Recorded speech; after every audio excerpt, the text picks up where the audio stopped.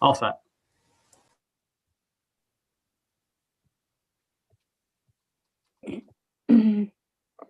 All right, so I will call this meeting to order, and we will begin with the salute to the flag and the Pledge of Allegiance. I pledge of allegiance to the flag of the United States of America and to the republic for which it stands, one nation under God, indivisible, with liberty and justice for all. Thank you. And now I will ask for a motion on the approval of minutes. So moved. Second, Second. any discussion? Okay, so all those in favor? Oppose or abstain? And that is approved. Any agenda changes for tonight? I do not have any. Great. I just have a question. Well, no, I'll talk about it when it's later. I'm good. Okay. And at this time, we do have an award and recognition. This is for the acceptance of resignation. Be it resolved that upon the recommendation of the superintendent of schools, the Board of Education for the Trumansburg Central School District hereby accept the resignation as presented. This is for Sandra Burns. She is retiring after 40 years at Trumansburg Central School District. May I have a motion? So moved. Congratulations and thank you. And Yeah. a second? Great. And comments? Who was the please? second? I'm sorry, I missed Tim it. Multi. If I wasn't All right. first, I'll be the second. Gotcha. I would like to speak, if I could, about Sandra Burns. Yes, Do, Tina. Tina, please. Thank you for giving me the opportunity to speak tonight. Sandra Burns is my mom. And while she admittedly told me that she would curse out whoever tried to speak about her employment and now retirement from Trumansburg Central School District, I think I may be one of the only people on the planet that could do this and come out unscathed. In 1981, she left her job as court clerk to work as a food service helper on campus and be available and present for my brother and I during our public school careers. Little did she know she would continue her career in the food service department for the next 40 years. 34 years she spent in the middle school and 6 years in the elementary school. She worked under 5 different school lunch supervisors and dabbled in different departments such as transportation. As an aide, she was a bus driver. She was also a census taker. She greeted and cared about well over 15,000 students during her tenure and always kept a coffee can with money in it at her register to buy snacks for students that had a birthday, a student having a rough day, or a student that never bought anything extra. She has an amazing knack for remembering names and birthdays and explaining why it's unsanitary to pull money out of your sweaty sock and hand it over crumpled and soggy. During her career at Trumansburg, she volunteered her time and used her own hard-earned cash to purchase cafeteria specialty items to make the work easier and to decorate the cafeteria with themes that made it welcoming to students. She and her team made meals that were delicious, nutritious, and served up with a smile. Thank you, Mom, for being the bright light for kids during your 40 years of service at Trumansburg. You have been appreciated by students and staff for as long as I can remember. I love you for all that you are, and your absence will be missed on campus. Now it's time for you to enjoy retirement and all the freedom that comes with it. Thank you from the bottom of my heart for all of your years of service and hard work. Well said, Tina. Really well said. Thank you, Tina. Congratulations to Tina. Sandra. She brings and leaves so much history that we cannot account for. Her years of service, and as Tina so eloquently said, the dedication to our students and to our district. She knows just about everyone, and that history and expertise in food service that she takes with her will not easily be replaced. But I wish her the very best in retirement. She will be missed. Tina, I don't know how you came up with that 15,000 student calculation, but that was impressive number there. Yes, I got a lot of numbers in my head always. One other thing that it may not be significant, but I think you slighted her a year in what you wrote down to us. You wrote 1981 to 2020, and it should say 2021, I believe. You are correct. I'll make sure it's corrected. Okay.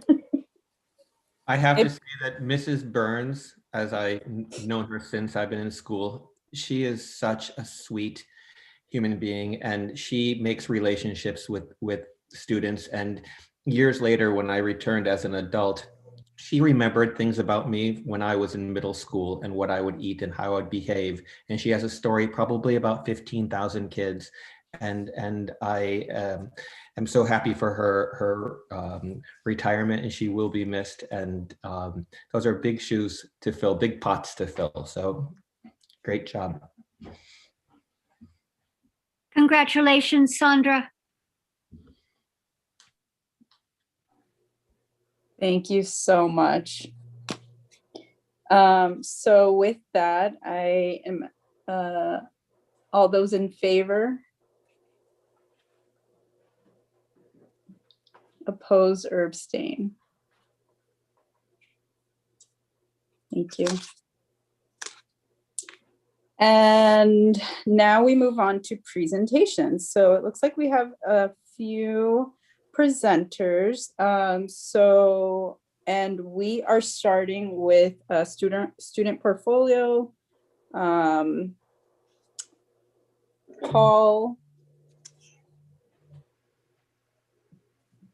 Where? Oh, like. Oh, Mike, and I've Right. invited John to just do a brief introduction here. Okay. Thank you. Paul's expression. I think he's waiting with bated breath to see what I'm going to say. Oh God, it's a train wreck. We just discovered middle schoolers can't use Zoom on their Chromebooks. Oh, all right. Well, I am thrilled to welcome Paul Weick, who's presenting to the board tonight on student portfolios and the use of portfolio assessment. So Paul is the high school STEAM teacher. He's a new member of our team this year, but through his previous work at BOCES, he's been integral to our process as we continue to be more creative and thoughtful about using technology and STEAM and lots of different things. Paul is a ball of energy, and I'm thrilled to hear what he has to say tonight. So thank you, Paul, for presenting, and I look forward to seeing this. Awesome. So much like my classroom, it's a bit of a chaos on my, yeah. Cool, that's it. That's the folks we had to present to you. If anyone's got questions, they're all hanging out if you want to ask them. I would just love to thank you, Paul, for your leadership on this and all of the students. I think the common thread that all students displayed tonight is, one, their comfort in presenting, which is phenomenal, and exactly what you'll need as an adult, but the enthusiasm and excitement that you each spoke with, and how you were able to relate something from school to your personal life. So well done, all of you. I wish I had an ounce of that technology. And I love that Paul says, I'm just going to get out of your way. Paul, I say that often. So kudos to you. These kids are really leading, and I would love to see more of this. The number you stated at the beginning of this presentation, 198 portfolios, super impressive. And I can't wait for the day when all of our students have such great documentation of their school experience. Well done, everyone. Thank you.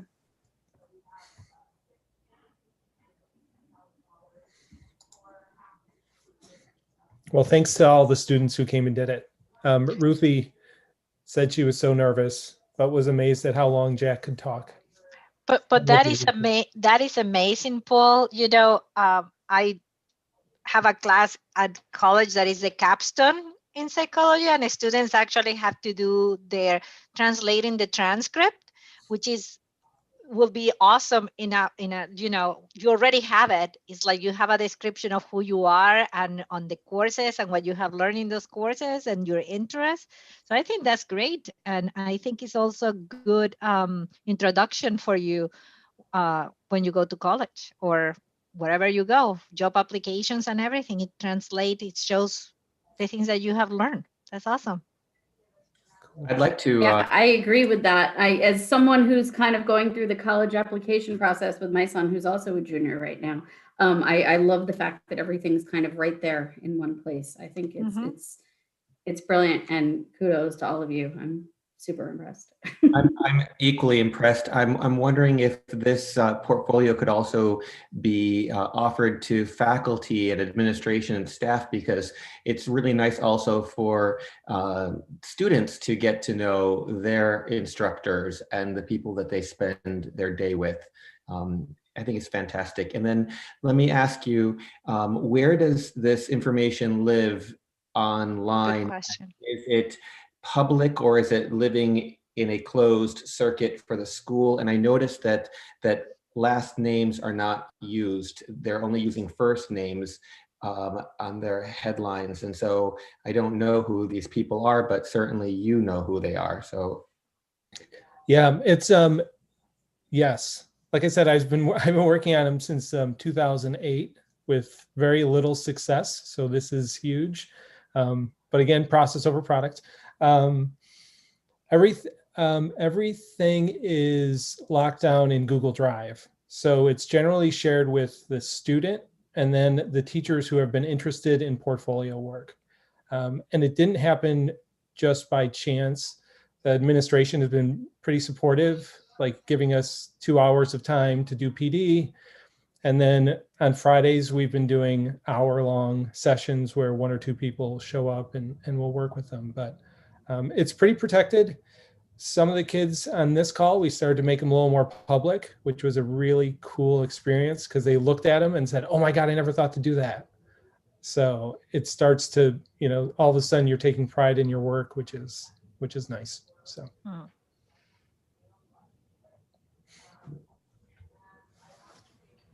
Thank you so much for the presentation. It was fantastic. And thanks, students, for taking the time to present. Yeah, kids are awesome.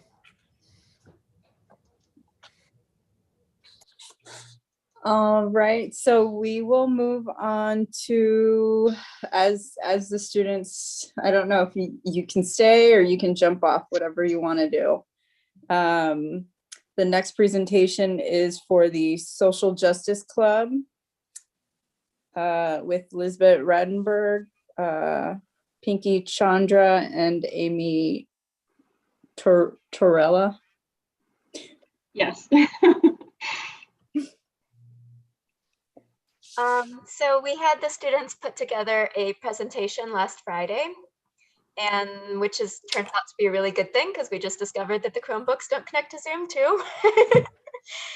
So we have a presentation to show that the students put together along with Ms. Torella.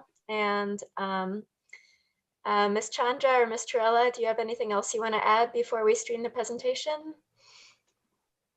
I don't think so. I think we've just been also kind of really proud of the kids so far and what we've done. So hopefully you guys enjoy our presentation. Elizabeth, did you want to share the presentation? Yeah. Never shared over Zoom. So yeah, gonna do it. Be patient with me.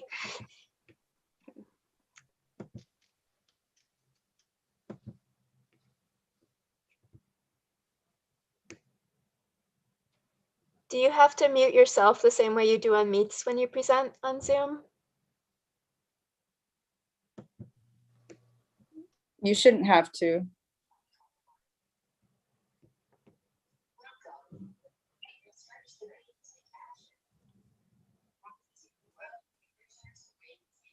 The sound is kind of low. Is there a way to?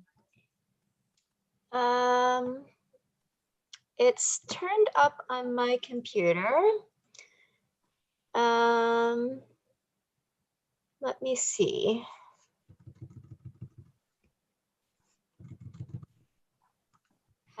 Tell me how it goes now, okay?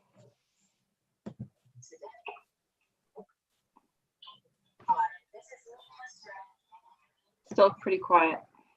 Okay, does someone else want to try? Or I will admit, I am not the most techie human in the world. I'm trying to learn, but I have the volume turned all the way up on the presentation. It worked fine on my computer, and it worked fine for everybody who watched it before. So, Lisbeth, do you have are you running the Zoom client or are you on just the web browser connection? the web browser. Okay, you have to be running the desktop client Okay. to pick up the audio. Okay. Can somebody who has Pinky or Amy, do you have that? I just opened it through the emails. Is that what that is, Josh, or should I have to open the Yeah, app? if you got it through, if you just open the email link, then it's opening the browser version of Zoom. Okay, yeah, I can try then. But you want to open the desktop version, not the browser. I also shared the file directly to you, Josh. Okay, give me Just in one moment. case. Sorry, I've got a lot of things on my dashboard right now. I bet you do. Moment here.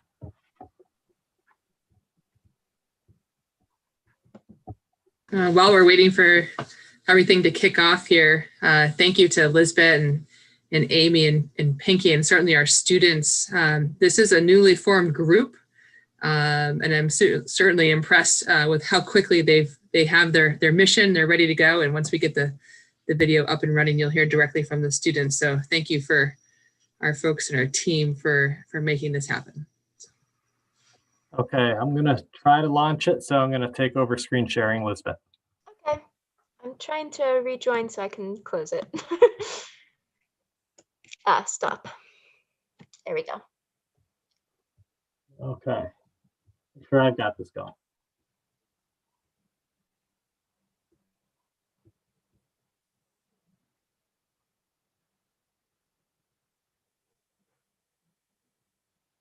Is everyone hearing it okay? I think it takes just a minute and then it kicks in. Don't hear it, but you should have sound at this point, I think. Yeah. It should have sound, but it doesn't.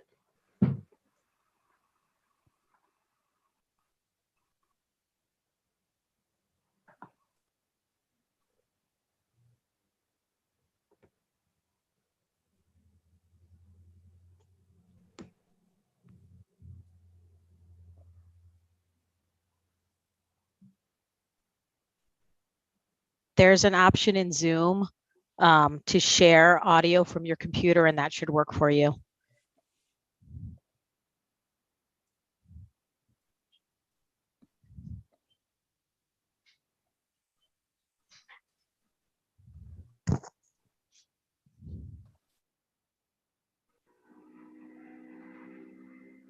Josh, it looks like I have it on my desktop. I can try it if it's not gonna, if it's something's wrong.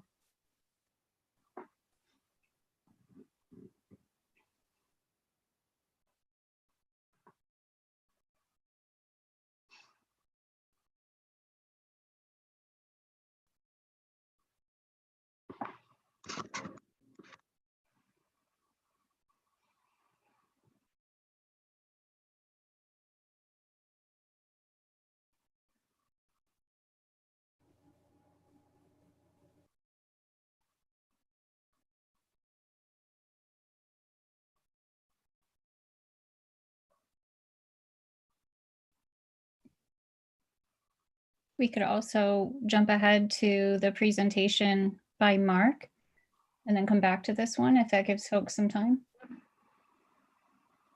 You want us to do that, Josh? Sure. Okay. So Mark is here to also do a presentation regarding the Counterculture Club. So along the same lines, if I can just quick chime in, I wanted to thank Mark and the students. This is, again, a product of students expressing an interest in making a difference, which I think is similar to what this middle school group is doing. I think we've got similar goals, but Mark has done an exceptional job. For those of you that don't know, Mark Kimmerly is our 9th grade global studies teacher at the high school, as well as some 12th grade government economics. And this group of students has expressed an interest. They've worked together extensively, put together, I think, a mission statement, some vision, and already started creating some ideas. So I think it's a wonderful opportunity for the kids. So I'll just pass it over to Mark. Thank you, John. And thank you to the board for this amazing opportunity. We have a great group of kids that are looking forward to partnering up with their community members, with their faculty members and their classmates to make a major difference. Back in September, we had a small group of very active, animated, intelligent young ladies express their interest in creating a club in which we would participate together and make a change. And so what we were able to do was come up with and piggyback on some ideas that were established in the middle school as they were coming up through 7th and 8th grade, and they were participating in a culture club.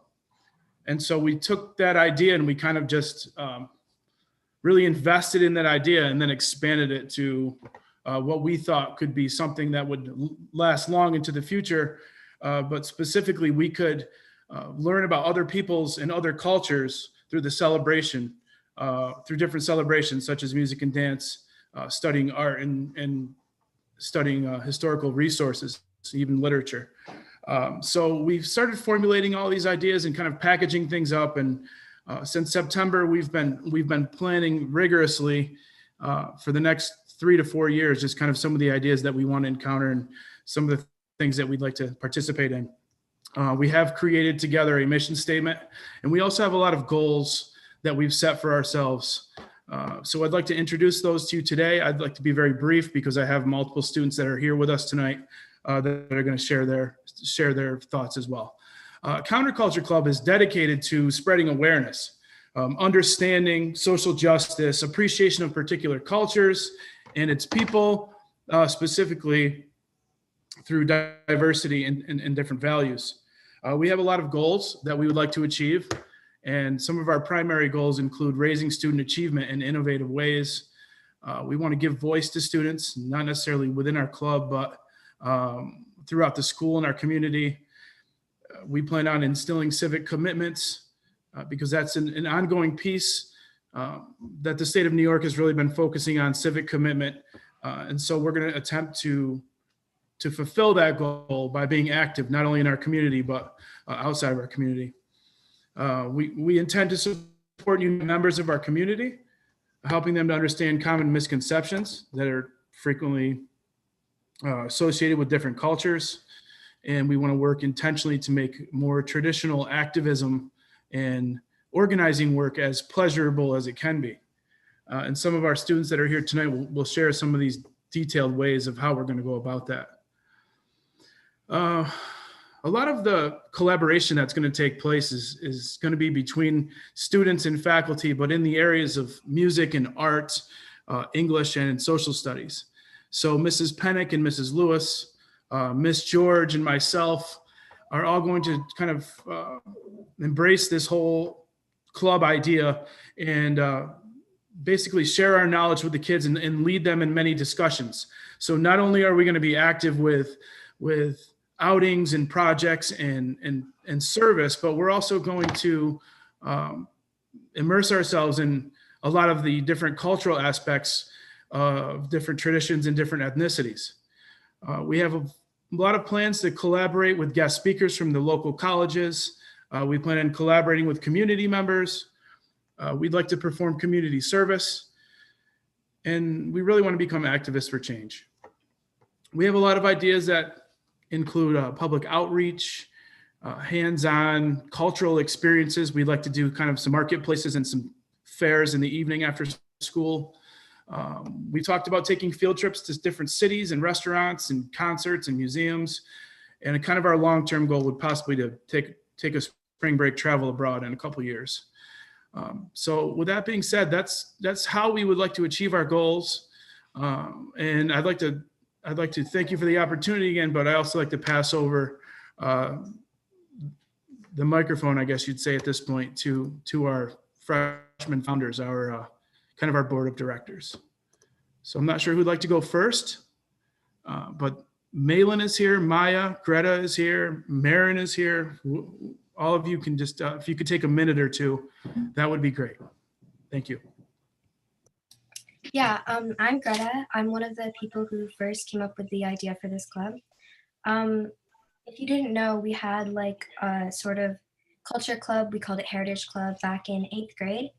And it sort of stemmed from the idea that I got while talking to my friend Alana and my friend Sky.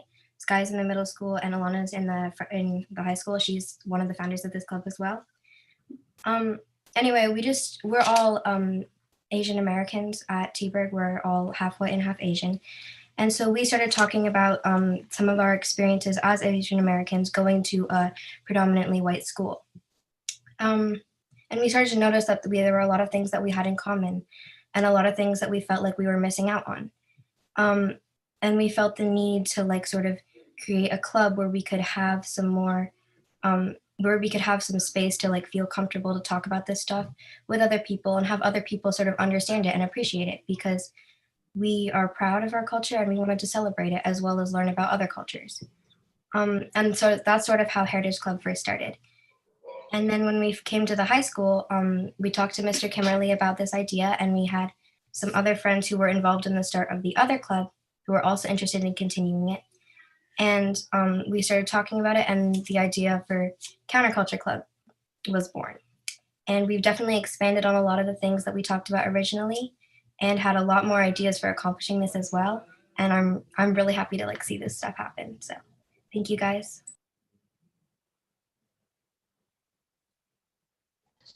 All right.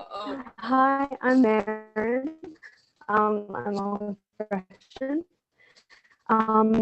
I joined this club. Well, I was friends with Greta last year when Heritage Club was born. I never got like super interested in it because it didn't really take off pre-COVID, of course. And then over the summer, we ended up doing a Black Lives Matter fundraiser, and we ended up raising over $2,000, I think. And we got these bus ads supporting the Black Lives Matter movement, and that was when I feel like we all sort of solidified as a group, and we decided that this was something that we really wanted to pursue in the high school.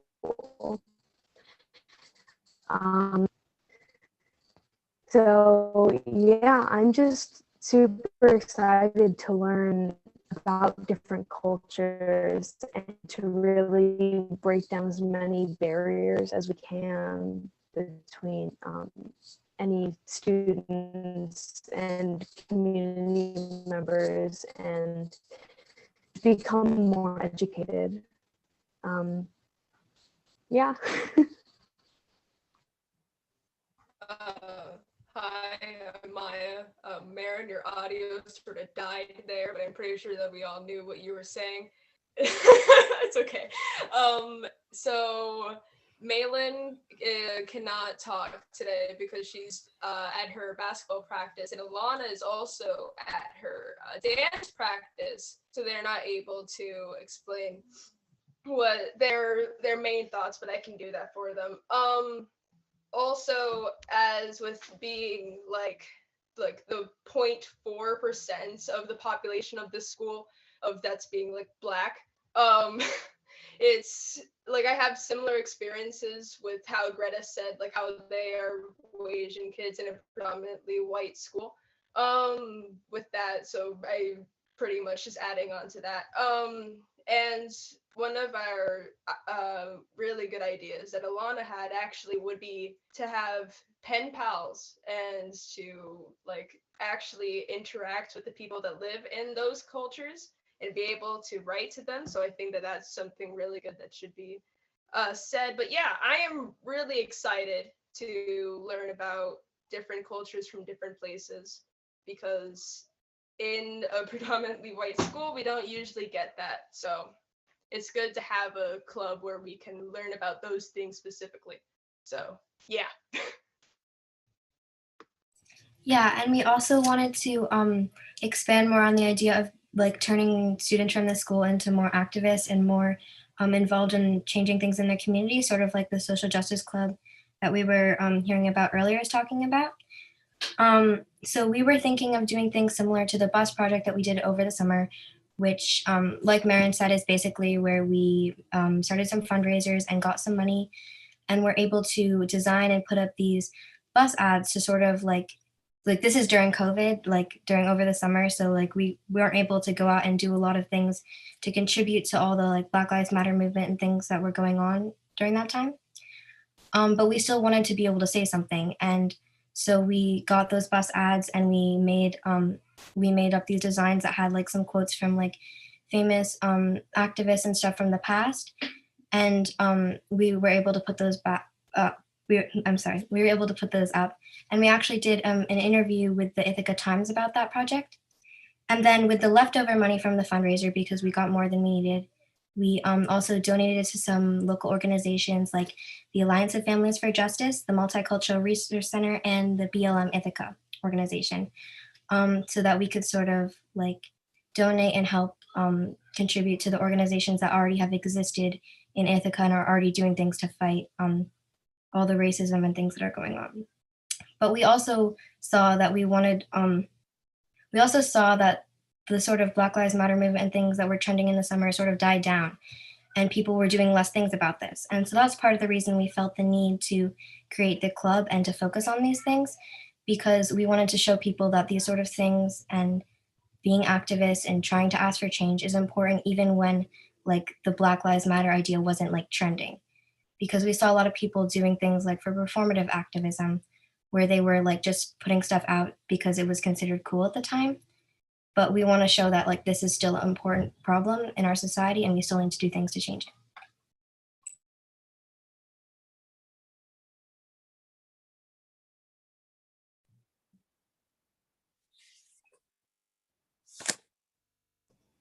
Thank you, students, for being here this evening. And once again, we appreciate the opportunity.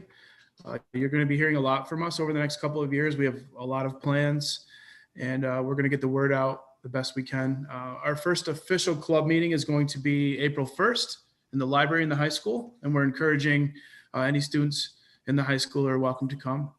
And we're hoping that we can do at least one or two possible events before this school year is over. But we are vigorously planning for the next school year. So once again, thank you for the opportunity, and thank you, students, for attending tonight.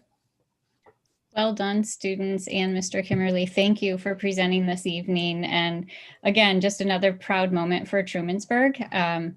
I think that many folks have never taken action like some of our young adults here already have. I know I did not have exposures that you've spoke of this evening until I was well into my college years. So imagine what you can accomplish when we're not in COVID and you don't have to sit on your hands to accomplish things. So well done, everyone. And I hope that some of the events, you'll extend an invitation to the adults across campus, as well as our board members, because I think we could all benefit from some of the cultural pieces. So well done. I'm really proud of you all. Thank you. So if I could respectfully ask if the board would be willing to make a motion to officially recognize the High School Counterculture Club.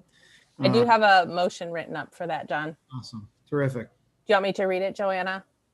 Yes, please. Sure. Authorization to create a counterculture club. Be it resolved that upon the recommendation of the superintendent of schools, the Board of Education for the Trumansburg Central School District hereby authorizes the creation of the counterculture club at Charles O. Dickerson High School as presented. I need a motion.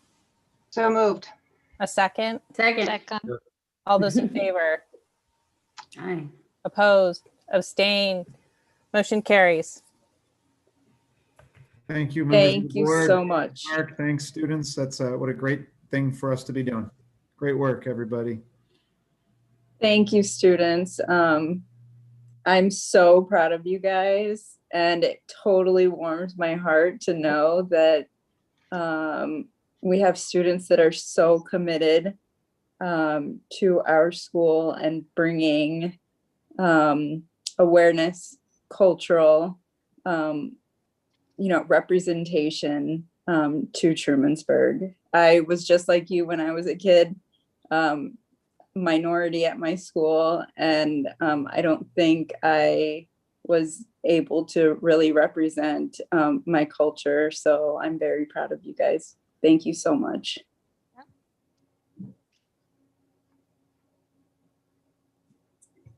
As our high schoolers move off of Zoom, we'd like to bring back middle school social justice club. I hope the video's working now so that we can watch that. Super excited now to see the next one. Yeah. Ready for him.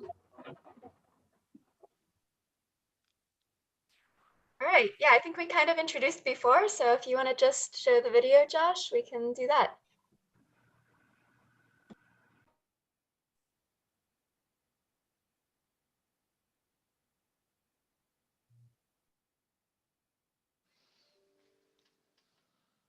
Social Justice Club, Russell I. Doig Middle School, 2020 to 2021.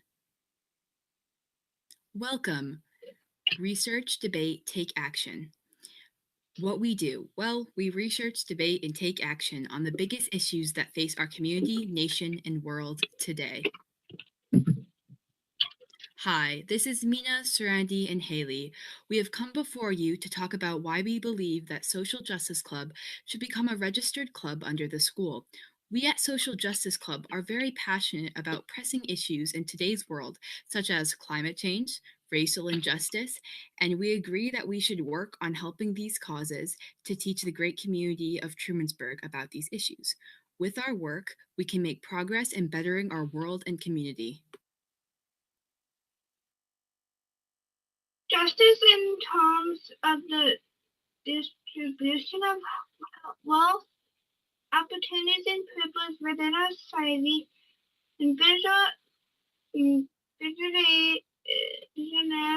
gives way to the struggle for social justice.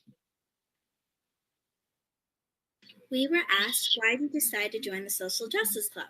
Some of my peers in the Social Justice Club think that it is important to learn about the issues that our world faces so we can make a positive impact and to learn about them as soon as possible. Another peer thinks that they want to achieve and complete gender equality and social justice to understand being empathetic and having equality for what you believe in.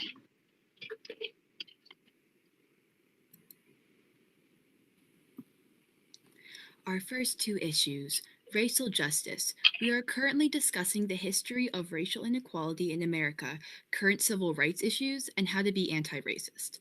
Climate change. We are currently creating a website based on our research and discussions to share our knowledge about what climate change is, its impact on the earth, and working solutions.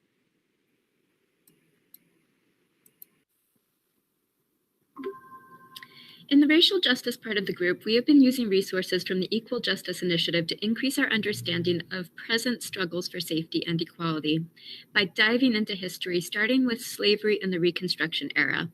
We exchange thoughts via written reflection, as shown on this Jamboard, and by talking with each other on meets.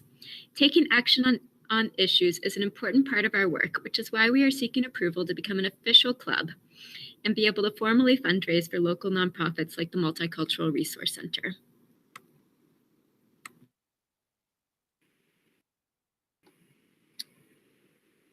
Mrs. Torella here. I just wanted to show you the website that we're creating for Social Justice Club.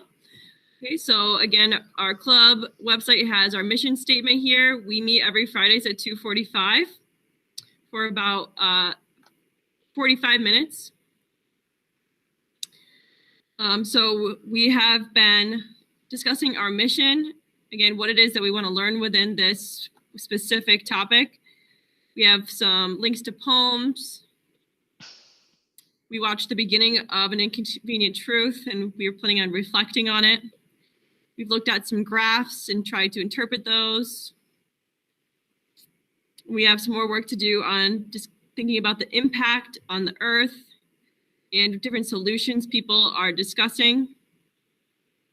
And then finally, how it is that we can make an impact here locally. And so that is why, or that's what we're going to discuss next, is our local civic action.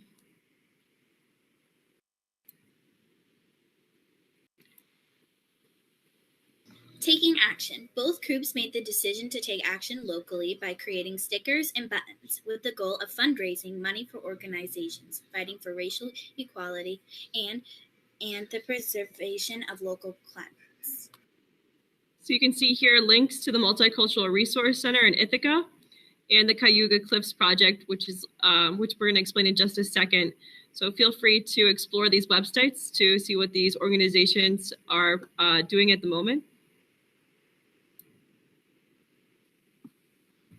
So these are the stickers that we will be presenting for money, like by businesses, and we will give these stickers out so we can raise money to give to these organizations. So our two organizations are the Multicultural Resource Center and the Cayuga Cliffs Project. So from their websites, I can explain a little bit about what they're about. So for the Cayuga Cliffs Project, the Finger Lakes Land Trust presents an extraordinary new chance to protect land and water in Cayuga Lake watershed north of Ithaca.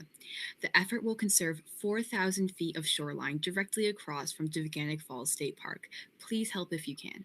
And then this next one is from the Multicultural Resource Center. So the Multicultural Resource Center engages in cultural and systemic transformation by building with our communities to eliminate barriers to racial justice, cultural dignity, equality and inclusion, and Indigenous rights.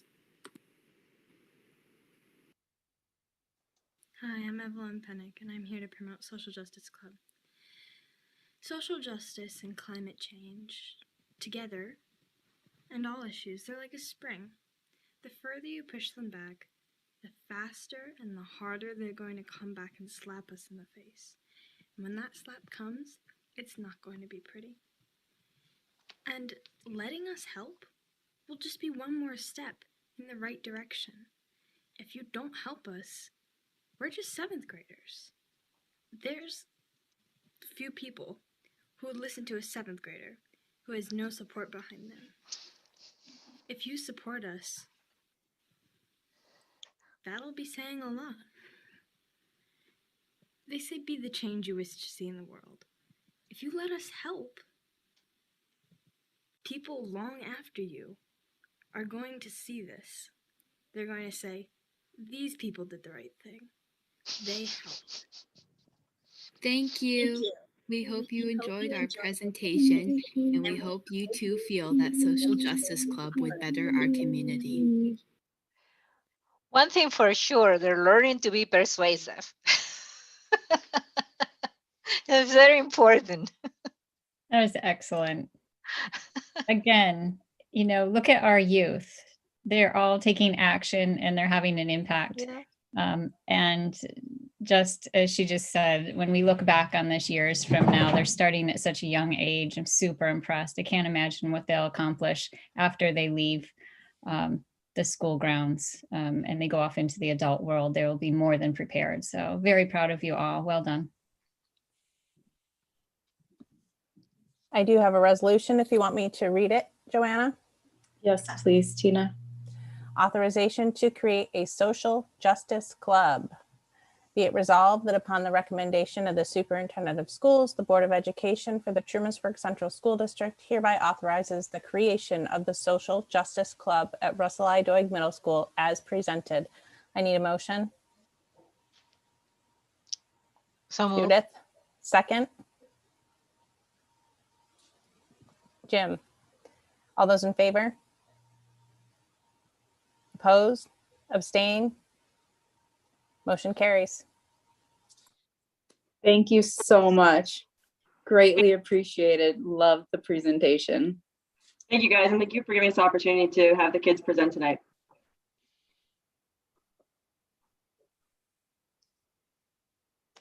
All right, so after all the kids' presentations, now we have our 2020-2021 expense budget, debt service, athletic, information technology, guidance and health service, curriculum, and professional development instructional supervision presentation. I'm guessing it's going to be a combination of people, or Matthew's going to present all of that. All me, Joanna. Okay, Matthew, all yours. Thank you. Good evening to members of the board, members of the public. Yeah, Joanna, those are the expense categories we'll be covering tonight for 21-22. So again, thank you for the time, for allowing me to go over these important items for next year's fiscal year.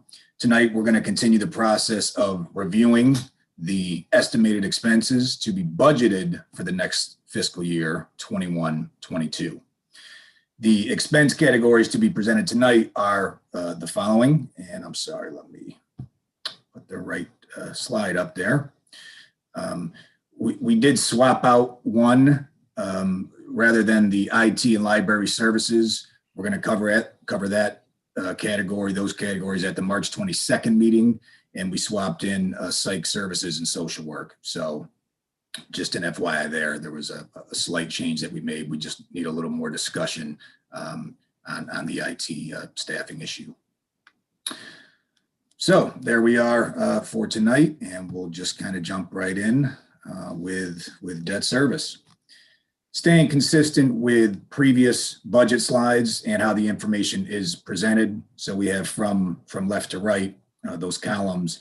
We have last year's final expenses there, and then the current year's budgeted amount, the current year's projected expense, year-end expense, what we're projecting for year-end expense for each of these rows, and as we go through them. And then the next column is the 21-22 estimated budget amount.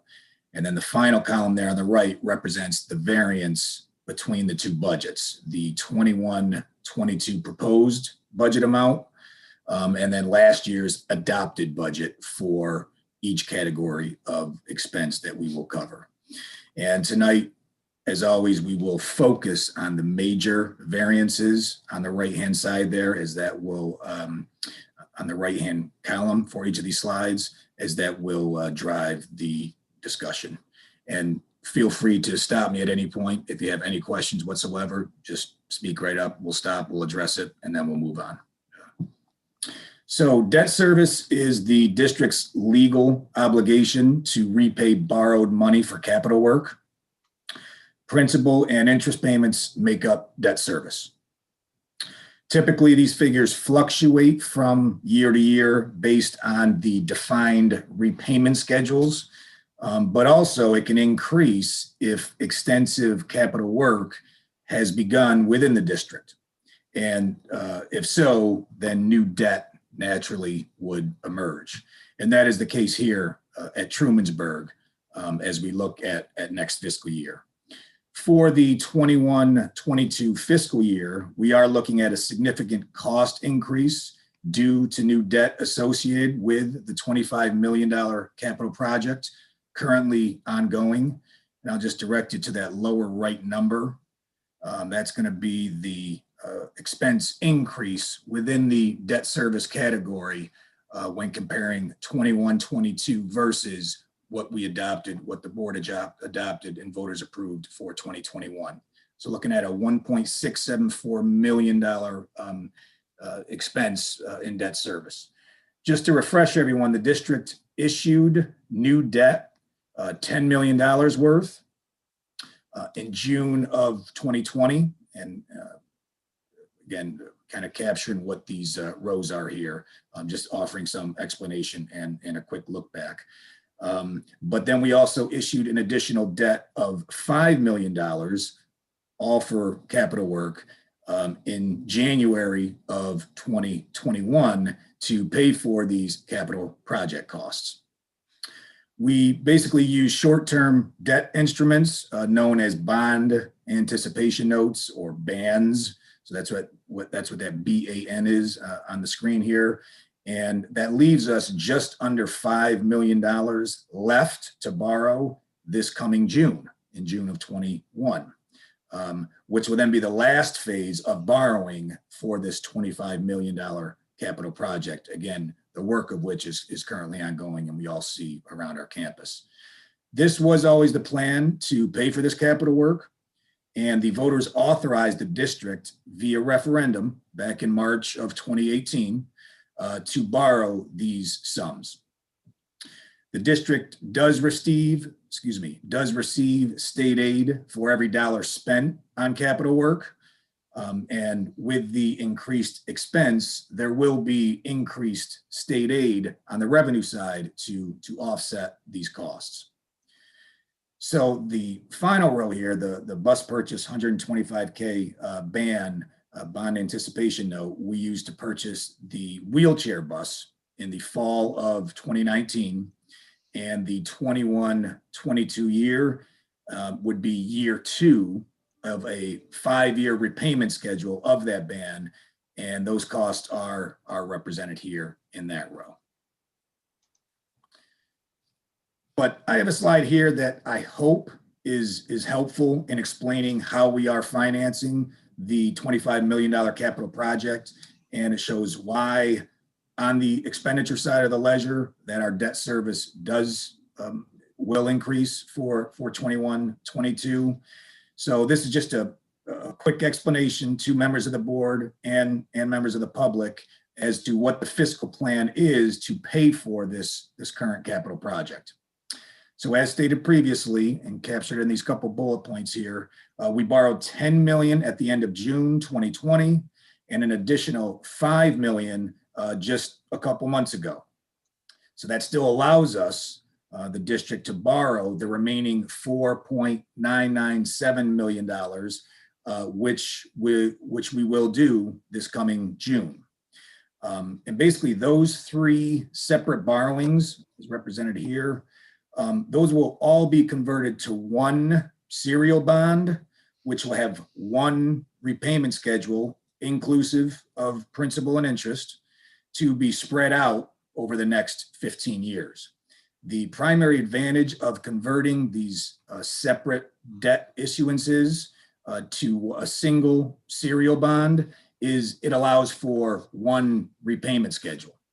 And that translates to certainty, to predictability, which is always welcomed when planning and budgeting the district's expenses each year.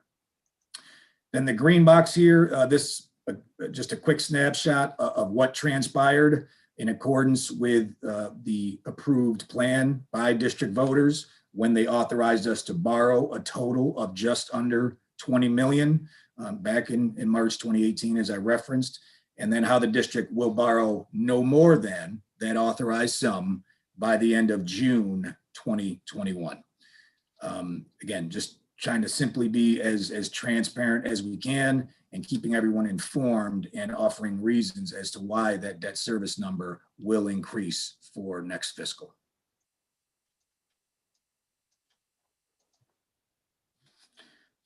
Moving on to athletics. Athletics overall in this expense category is, as you can see in that far right column, essentially a flat budget amount for next year, with just a little over $2,600 total increase in this category.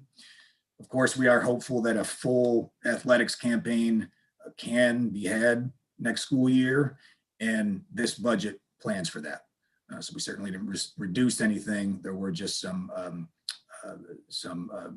simple increases here and there, cost of living, if you will, that we planned for. And then just a note at the bottom here, that the asterisk, which is associated with the salaries and wages row, just informing everyone that that salary line includes all coaching stipends, yes, but then also includes the 0.5 athletic director position, taking into account any contractually obligated increases for next fiscal. So that's a look at athletics. Next set of categories we're looking at is psych services and social work. And let me just say here too, for each of these, the function as they are supposed to be on the three-part format, which is mandated by New York State. When we summarize all of these expenditure categories at the April meeting, those functions will be referenced. So I thought it was important to at least list them here as we move forward within each of these categories. So psychological services and social work represents the district's school counselors and social workers. As you can see, all the expense here is pretty much tied to personnel within these areas. As you are likely aware, the Trumansburg Teachers Association, the TTA, expires. The contract expires at the end of this fiscal year, as of June 30. We are hopeful to have a ratified agreement in place at the start of the next fiscal year, but there are members of the TTA represented in this section of the budget. So we just used a historical salary increase as a placeholder, and that increase is represented in these estimated budget figures, and thus that increase there of 20,000 in the salary line.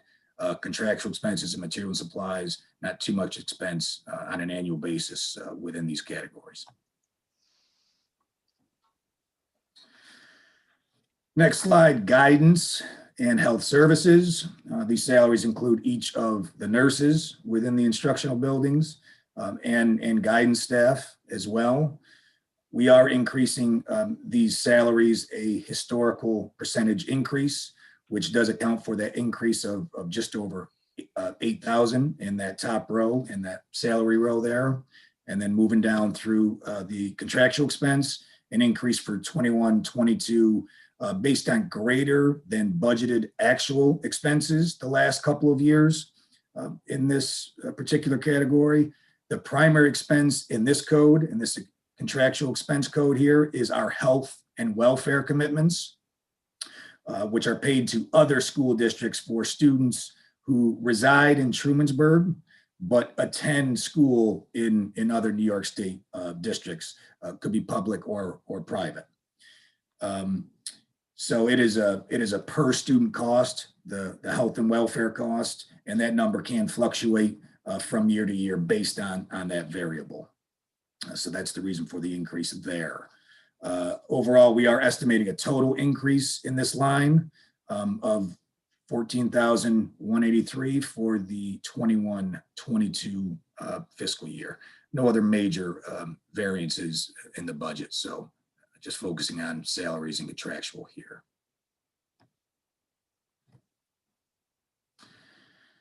Next slide, curriculum and professional development. So for curriculum and PD, which are functions 2010 and 2070, let's look at the salary line, that top row, as per usual, where we are budgeting an increase of almost 40,000, just over 39,000. And this can be attributed to basically a change in the methodology as to how we pay for much of the professional development for the instructional staff. We now pay for teacher PD at the district level, and any PD that is solely intended for T-Berg teachers and not considered shared, meaning with other TSD districts. So any of the PD that is solely intended for Trumansburg instructional staff, we pay that in-house. Those types of PDs whereby we do collaborate with another school district and through which BOCES would coordinate that, those types of PD do take place, and we will continue to. But any PD, again, solely intended for Trumansburg instructional staff, we're going to pay them directly at the bargained hourly rate. And therefore, we increased that line in the budget to account for that direct cost now to the district. And then beyond that, within the salary line, our director of curriculum and instruction is charged to that salary within this category, and that position is captured here also at a historical percentage increase. BOCES services, I just directed to the bottom row here within curriculum and professional development. BOCE services in this area consist of our participation primarily in the school improvement COSER. COSER, again, is a cooperative service. So if you hear me speaking of COSER, that's what it refers to, a cooperative service run through BOCES. But it's also a diversity of instructional PD offerings throughout the school year, paid for and coordinated through BOCES, as I mentioned. And in addition, our BOCES cost here pay for the, in addition to the school improvement COSER, also pays for the teacher research fellow program, the online recruitment tool that we use here at the district for instructional staff primarily, and then also national board certified coaching program. Those are just some of the services that we pay with this particular BOCE services line within this category. Those services that we pay and the annual basically cost increases warrant that $5,500, just over $5,500 cost increase for next fiscal in 21-22. Overall, within this category, looking at a total budget for next fiscal of about $45,000 for curriculum and PD. So this slide here, supervision instructional, this category of the budget, our final category to be presented tonight. This represents building administrator costs primarily. Each of the district's building principals are captured here in the salary line represented here by this top row, plus their respective support staff employees and the deans and the assistant principal. The increase of just over 50,000 here is due to some adjustments that the district made within this category, namely the addition of an assistant principal position, an administrative position, which warranted a salary adjustment upward for that employee to account for that newly created position. There was some additional movement within this salary line here, and specifically within the dean positions within our instructional buildings, shifting someone with basically longevity pay into one of our positions from a teaching position. And then we apply that historical percentage to all of those positions within this category. And there we have the $50,000 increase, which represents the total amount of increase for this category. There are no significant changes, just keeping the budget flat with respect to contractual expense and then materials and supplies within the supervision instructional category. So final slide of the night. Always like to review briefly with board members and members of the public what's in store for the next board meeting that we have, and then also the board meeting thereafter. We all know things move especially quickly this time of year, so we just wanted to remind everybody in terms of budget what is in store over the next several weeks, and then what will be covered again in terms of budget. So at our next board meeting, the March 22nd meeting in just 2 weeks, the remaining major expenditure categories will be presented. Things like, as you can see here, instructional, special education, or students with disabilities. They're interchangeable terms, but that's what SWD is, and you'll see that moving forward in a lot of the budgeting literature. Also, IT and tech, that section that we swapped out tonight, that will be covered as with library services at the next board meeting. Co-curricular, and then just items like district office, central administration that wasn't already covered, and Board of Education costs. So those are kind of what we're looking at for next meeting. And then at the following meeting, so the only board meeting that we have scheduled for April, on April 22nd, you can see the items that will take place there.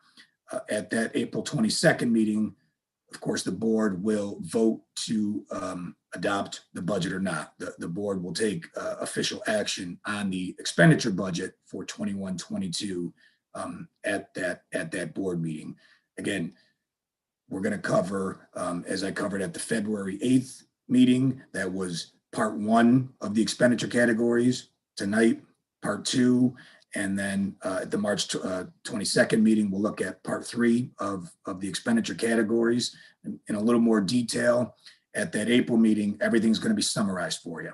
Not only are we going to look at all the expenditure categories, and those are going to be final numbers by the time April comes around, because what we're also going to present for the board is revenue. We're going to look at state aid as that represented by that second bullet point there.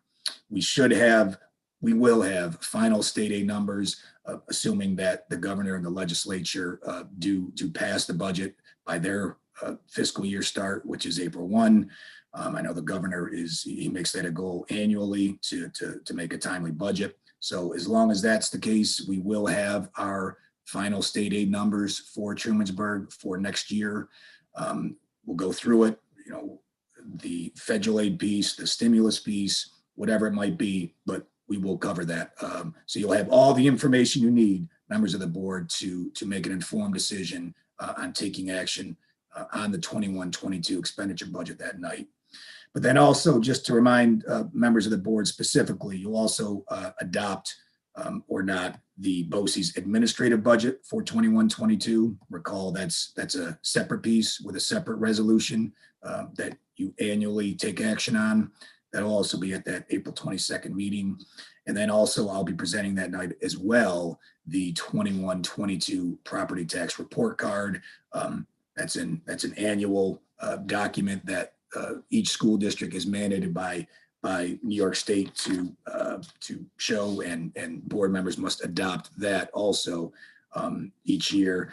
And that basically gives board members the opportunity to look at, in addition to expenditure and tax levy amounts and certain of the major revenues to support the expenditures, you also get to look at reserve amounts that we are carrying, along with any planned use of those reserves during the 21-22 year. So that property tax report card is a good way to summarize reserves and what our plans are in terms of reserves for next year also. So that's all I had for you tonight. Are there any comments, any feedback whatsoever about what you've seen, or any question in general about budget or finances?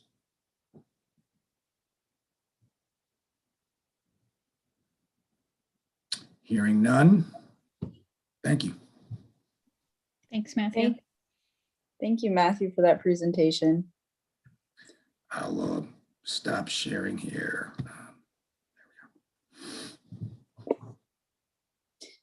All right. So next is we have received some correspondence, mail inquiry from Finger Lakes Community Newspapers regarding Trumansburg Athletics live stream subscription, and an email correspondence from a community member regarding policy updates, which we have during our committee report. So next is committee reports. We have Finance Committee. Joanna, we can actually skip that. That was just a summary of what Matthew's already presented this evening. That's exactly what I was going to say, which I'm sure included the presentation tonight. Thank you. Thank you. And B is Policy Committee. So there's a few policies here that we are bringing forward for first reading. First reading and adoption of board policy. Be it resolved that upon the recommendation of the superintendent of schools, the Board of Education for the Trumansburg Central School District hereby approves the first reading and adoption of board policy. One is 3420, non-discrimination and anti-harassment policy in the school district. Number 2, 5633, which is gender neutral single occupancy bathrooms. Number 3, 8241, patriotism, citizenship, and human rights education. And number 4, civility, citizenship, and character education, interpersonal violence prevention education. May I have a motion? So moved. And a second. Thank you. So the policies here, it is the first reading. It gives you the opportunity to review the policies and then in 2 weeks, and also provide comment for those policies. And then in 2 weeks, we will vote to accept them. Joanna, I have a question. On the third one, is there a difference between the two policies except for the date? I couldn't quite find any language difference, and maybe it's just such a small amount. And then the second part of the question, do we actually have a Constitution Day where on September 17th, because we accept federal funds, that we have each student in the district commemorate Constitution Day? Is this a policy that we've had since 2009 and now we're just updating it?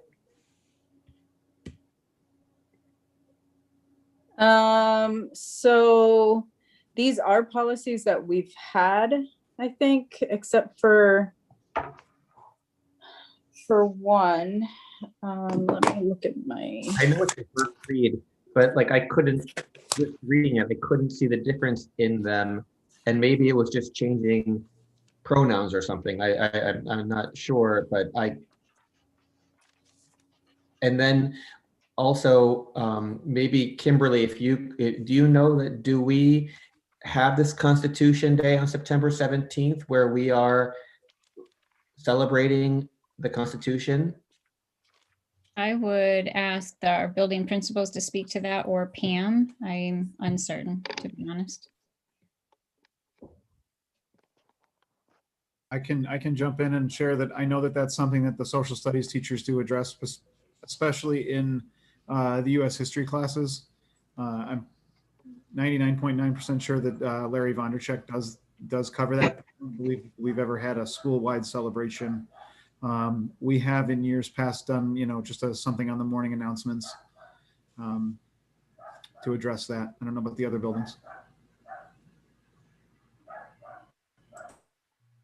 Yeah, because this sounds like a real policy where it says each school district that receives federal funds for the fiscal year shall hold an educational program on the United States Constitution on September 17th of each year for the students of the district to commemorate September 17th, 1787, signing the Constitution. And I'm sure we receive federal funds. So I just wanted to make sure that this is not just a policy that we're just rubber stamping, that we're actually doing what the government is asking us to do.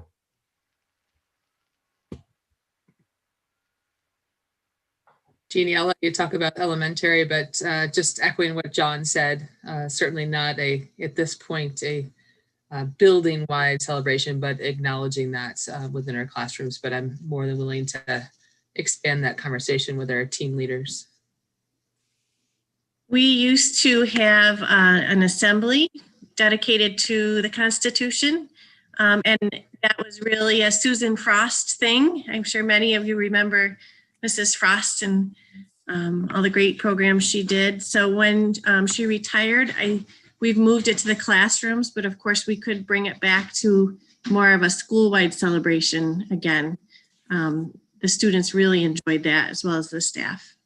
Excellent. It's nice to revisit these policies, and of course, with everything going on with the past year, some things may have maybe just been in the classroom, but if this is the policy, then we need to follow it. So thank you for all chiming in on this. Yeah, one other thing we have done, Jim, in the elementary school, to build on what Jeannie was saying, is Mrs. Apker kind of filled our gap. Our art teacher, when Mrs. Frost, after many, many years of dedication, retired, we had a poster. Every student used handprints. So we've continued it, but not as large as Mrs. Frost has made it in the past. I think that maybe when we adopt our 2021-22 school calendar, it would be prudent for us to include some of these holidays on our calendar, our school calendar, so then it is on our radar.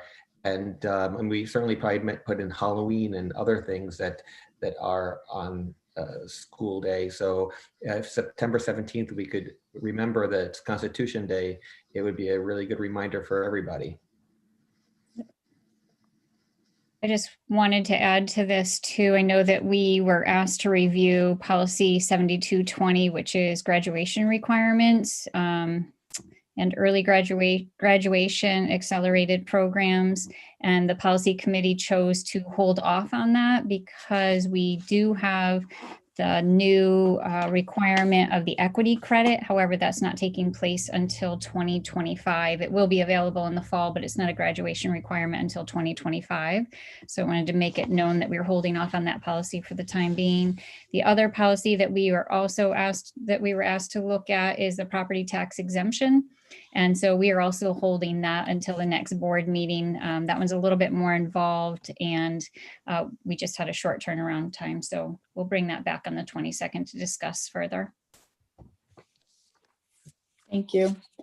And thanks. Joanna, one other thing, just something I noticed with the 3420 non-discrimination.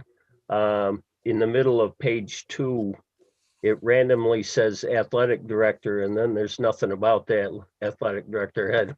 I'm not sure what that's there for even. Actually, Randy, I think so that's an error. I think in the past it said athletic director, and that's part of our edit. It's removed, and I believe that's the policy that now says John King and Megan Conaway. And there's a resolution further into the board agenda that will appoint Megan Conaway. Okay. As our civil rights compliance officer, second one. It just still says athletic director in there, so I just. Thank you. We'll clean that up. Okay. Joanna, you had mentioned bringing it back to the next board meeting, but this is adopting it, this resolution. Do you want it not to be adopted and just have it be a first reading? That's what this says, first reading. Oh, first reading and adoption. I think we should, it sounds like we still need to do some edits, at least on the non-discrimination, or if it's only the athletics committee, we can adopt it with that edit removal. Yeah, it's the athletic director that needs to be removed. So you can just adopt it as revised then, or amended. Okay. As revised.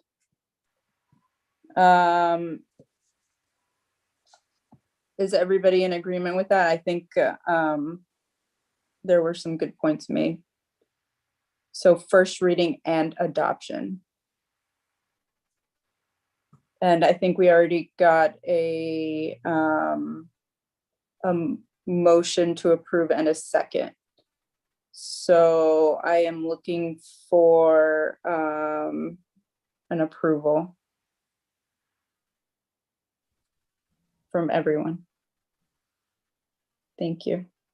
And any opposition or abstention? Okay, thank you.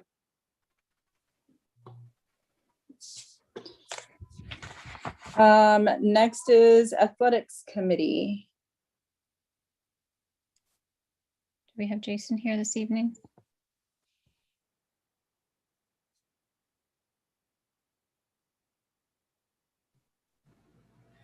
Kimberly, Jason's at soccer practice right now. Thank you. Our fall 1 sports season has started, and soccer practice runs from 7 to 9. Thank you, John. Does anybody want to report out from that meeting that was present at the athletics committee meeting? Most of it was Jason sharing updates on the sports programs that are happening. So again, tonight, football started last week, soccer, volleyball, cross country all started today. So we have a large number of kids participating in sports, and I'm super excited about it. We also did the one problem area that was brought up is broadcasting our modified games. because we have the camera system in the gymnasium and out at the field, but we don't have a camera system set up in the modified or in the middle school gymnasium. So we don't have a way to broadcast. I'm sorry, I have a dog barking in the background. It's distracting me, losing concentration. Sorry. Thank you for Zoom calls. The middle school gym does not have a camera system, so we're working on trying to get some volunteers and trying to get some technology in there. The great news is that as of today, we are now allowed to have spectators on a limited basis. We are allowed to have 2 fans per athlete at the games, as long as we don't exceed the space limitations for the indoor spaces. But that means that parents can come and watch their kids play games again. So very exciting news. So that helps at least put a little bit of a buffer on that camera issue if we're not able to resolve it right away. But we are working on trying to find somebody to broadcast our modified games as well. Is that a Department of Health clearance, John? That came from Kimberly. I don't know. Yes, there's a Department of Health. And just to clarify that it's 2 spectators per athlete. However, we cannot exceed 50% room capacity. I was going to ask if it was 50% or 75. So thank you. You're welcome. Awesome. Great news. Yes, we're hoping the snow melts when it gets to 60 degrees on Wednesday so we can play soccer and football outside on the field. That would be fantastic news. Mm-hmm. Food Service Committee.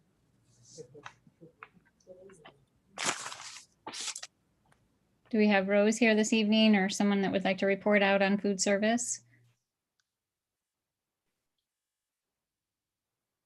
Jim, do you have something to say about food service? We can hold on that one, Joanna, until the next board meeting, and I'll ask Rose to present. Okay, thank you. Curriculum and Instruction Subcommittee. Do we have a board member that wishes to speak for that, or do you want me to fill in? I think you can fill in. Okay.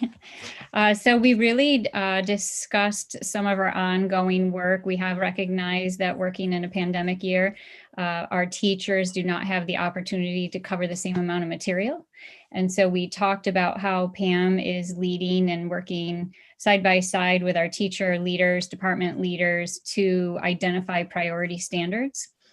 Some of our teachers have taken the opportunity to speak with the next grade level and have had those important conversations about what are the essential must-knows as our students exit this year, and they have to know before they enter the next grade level or the next content area level. In addition to that, some of our folks are identifying some of the assessments and working on common grade level or content area assessments. Needless to say, it's been a tough year for all of our, not even just faculty, but all teachers, all staff, regardless of positions. You've heard me say that before. But they continue to plow forward with the important work for our students and create the best opportunity they can for them.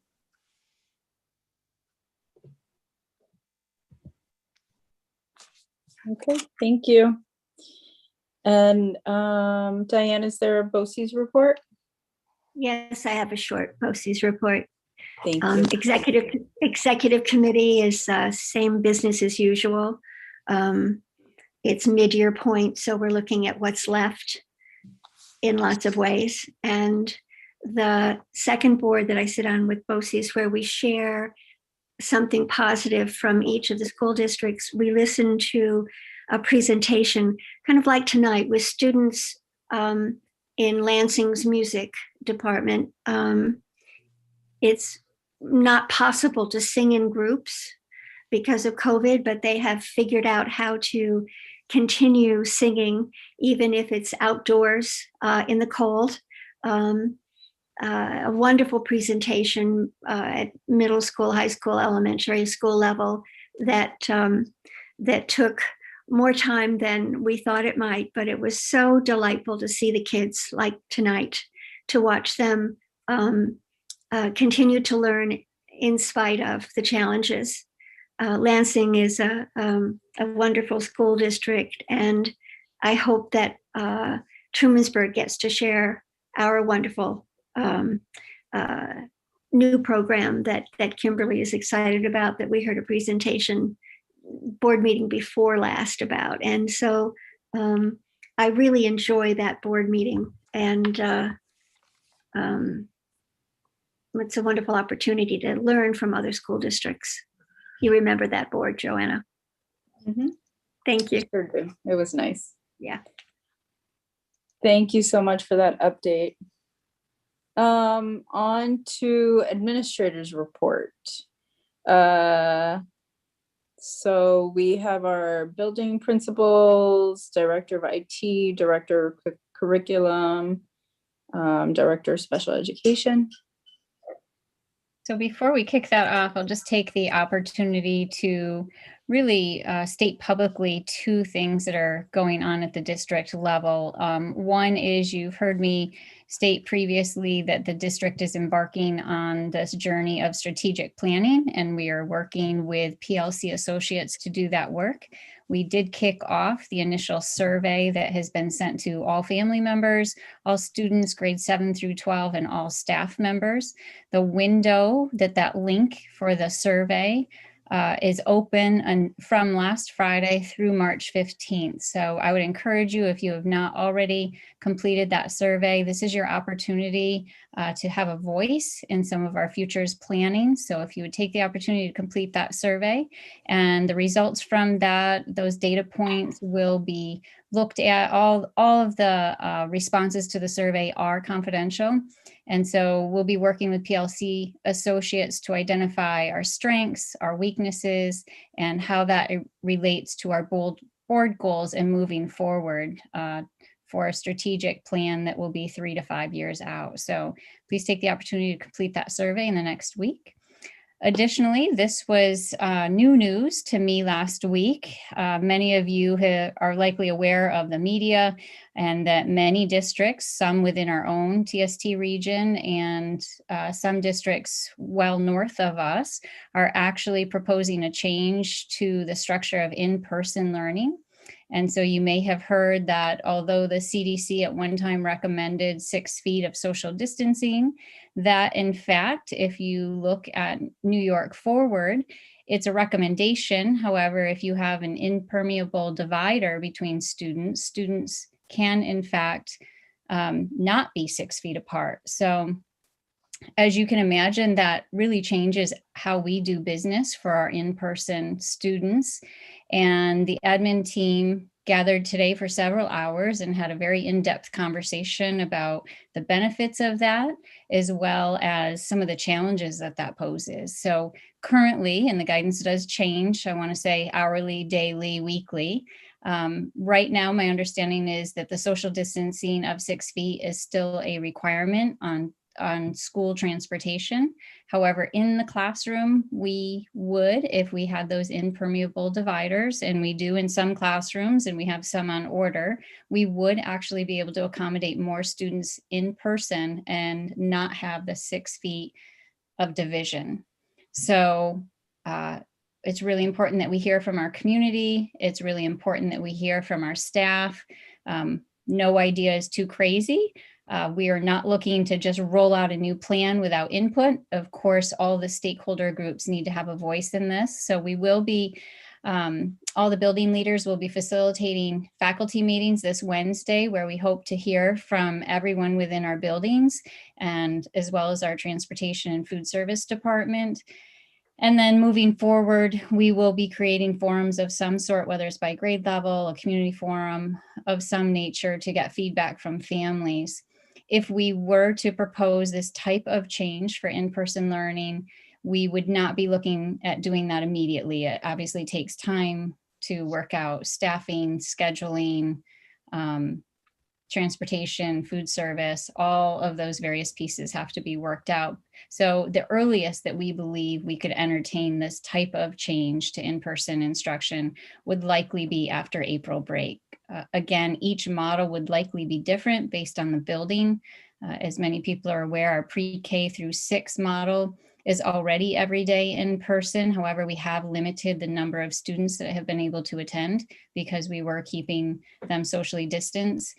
In some cases, we may still be able to maintain that 6 feet of social distancing, depending upon if folks wish to return, or in some cases, families that are currently 100% remote may choose to stay 100% remote. So I throw that out, not as a teaser, but just to make you aware and be transparent in our thinking of some of the new ideas that are being discussed. And of course, we'll keep you up to date, informed as we progress in our planning, should we move forward with that implementation. So with that, I'll kick this off to each of our administrators. Let's start with our littlest first, our youngest of grades. So we'll start with Jeannie. Hey everybody, I am happy to share some positive things that have been happening due to our different models of learning this year. It was interesting to have some time to really think about it from this viewpoint of thinking of something positive. So one thing that a staff member shared with me is that when our students are in person this year, because they are in a pod in their classroom, there's a lot less time spent transitioning. There's a lot less students who are traveling back and forth to the nurse's office to get Band-Aids. There's just a lot less time lost. So that means more instructional time, which is great. The second one to me is probably the most important. Our remote teachers have created these virtual classroom environments that are amazing for students. And at some point, all of our teachers have been remote teachers. They are so creative and they have found ways to use technology that is just amazing to me. And if you had asked me a year and a half ago before this began, you know, would we be able to do that? I would not have guessed we would have come so far. Another real benefit are the small classroom sizes. With these small student to teacher ratios, we're really able to spend time working with students. And even though the transitions between remote and in-person are difficult, having the flexibility to teach students, whether they're in person or at home, has given us the opportunity to provide consistent instruction, which has been huge for us. And my final silver lining is the new drop-off and pickup process. It is smooth and efficient and safe, and it's working for students and families and staff. And it is something that we will keep.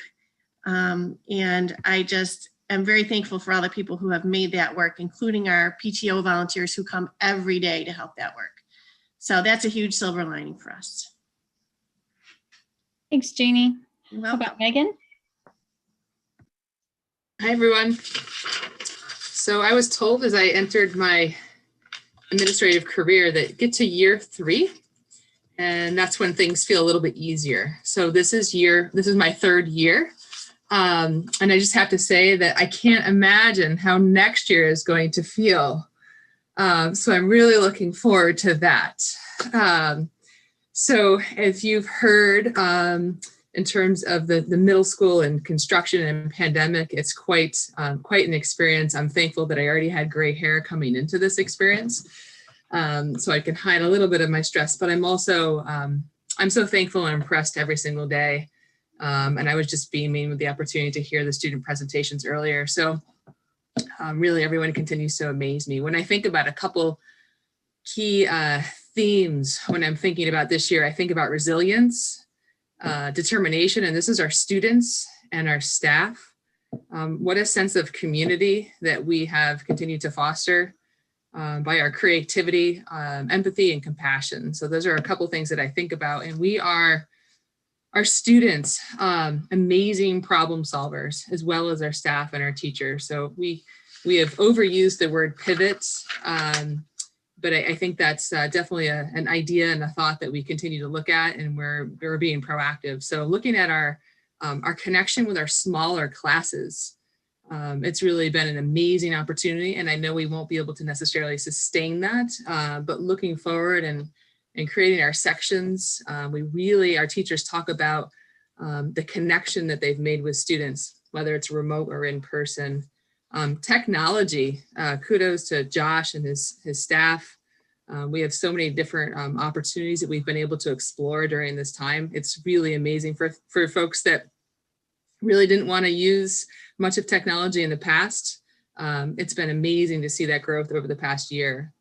We have tried so many new models of instruction and learning, from hybrid to 100% remote, streaming from the third floor in the middle school all the way down to the cafeteria.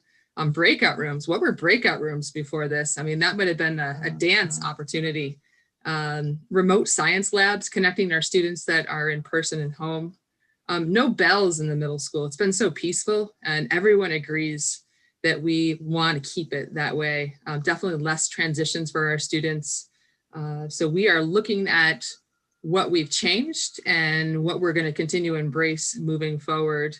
Really trying to find opportunities to connect students both at home and in person. We finally made the commitment to digital announcements, and we're going to continue to expand that. Our SEL assessment this year, thanks to Angie and the counselors for making that happen. The instruction that's happening both for remote and in person. Jenny Mayo's done a fabulous job really taking the leap with that in the middle school. Our clubs were connecting remotely. Who would have thought that would have happened, but we made it happen. Music, as Diane mentioned, our band and our chorus teachers, they are a determined group. I am so impressed to see the way that they're making their ensembles happen, their small group instruction. And so the music is definitely continuing. So those are a couple of things that I think about. Please don't get me wrong. I'm looking forward to next year and year 4. But while we're here, we're trying to make the best of it and certainly celebrating our problem solvers. So that's the trust that I have in our students moving forward, is that they've just been incredible. And I'm looking forward to seeing what they can do with all of their experiences from this year. So thanks, everyone. No doubt. John? So thanks, everyone.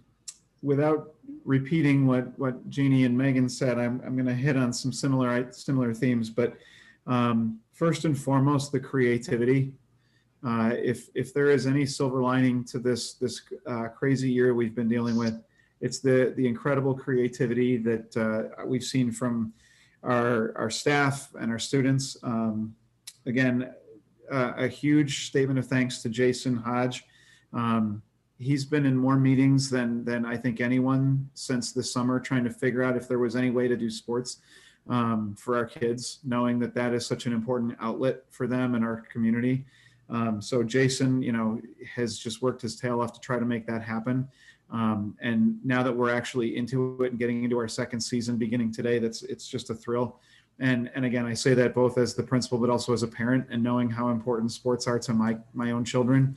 And my son, as a senior, being able to go to soccer practice tonight was a huge thing. So thank you to Jason and that group of folks that have done that. Student council, the kids that keep coming into my office, their persistence and creativity is just a pleasure, because they come in and I have to shoot down their ideas because they don't, align with the safety protocols.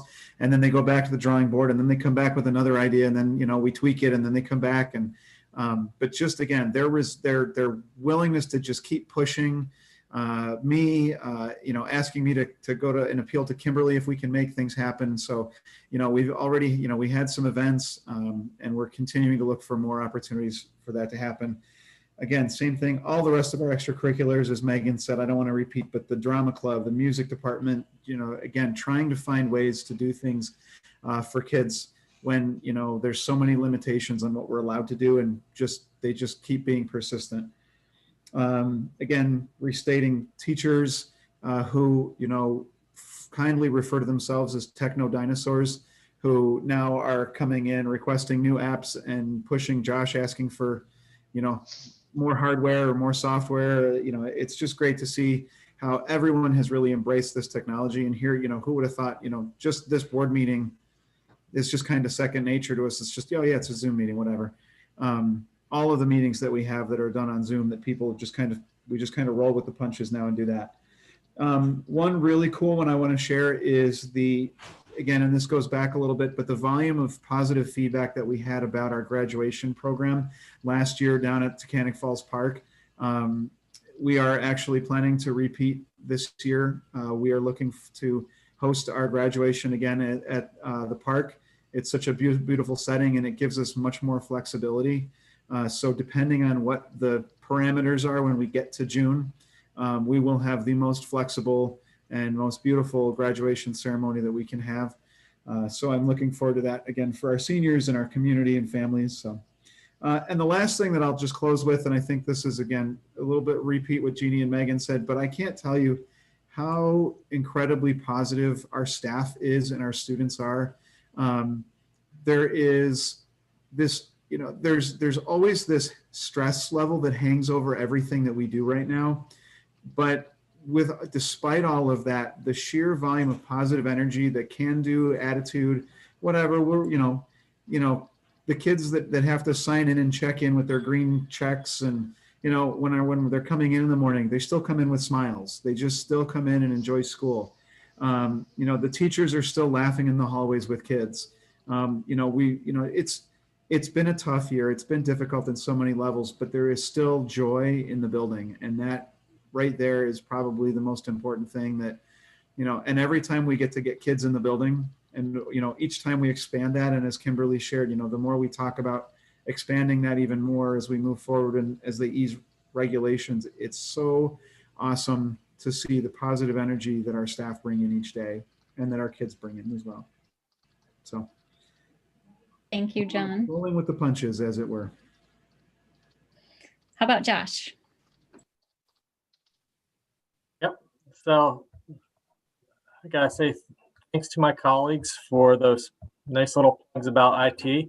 The silver lining for our department, it's been kind of a curse and a blessing for the years leading up to it. We really wanted to get people to embrace the technology a little faster. And what we were able to do in the past year, technology-wise, we estimate would have taken us 3 to 5 years to get everybody on board with.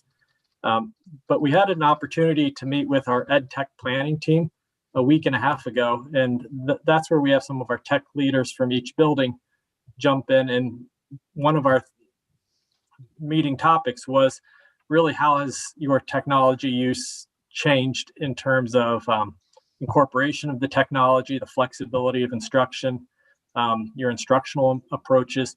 And as I said, this isn't just my feedback, this is the feedback from our teachers as well, is that our adults and students aren't viewing the tech in isolation, where it's like, okay, now we're going to turn to these devices for this special, or for this, we have to use this for some word processing. It's integrated into their day.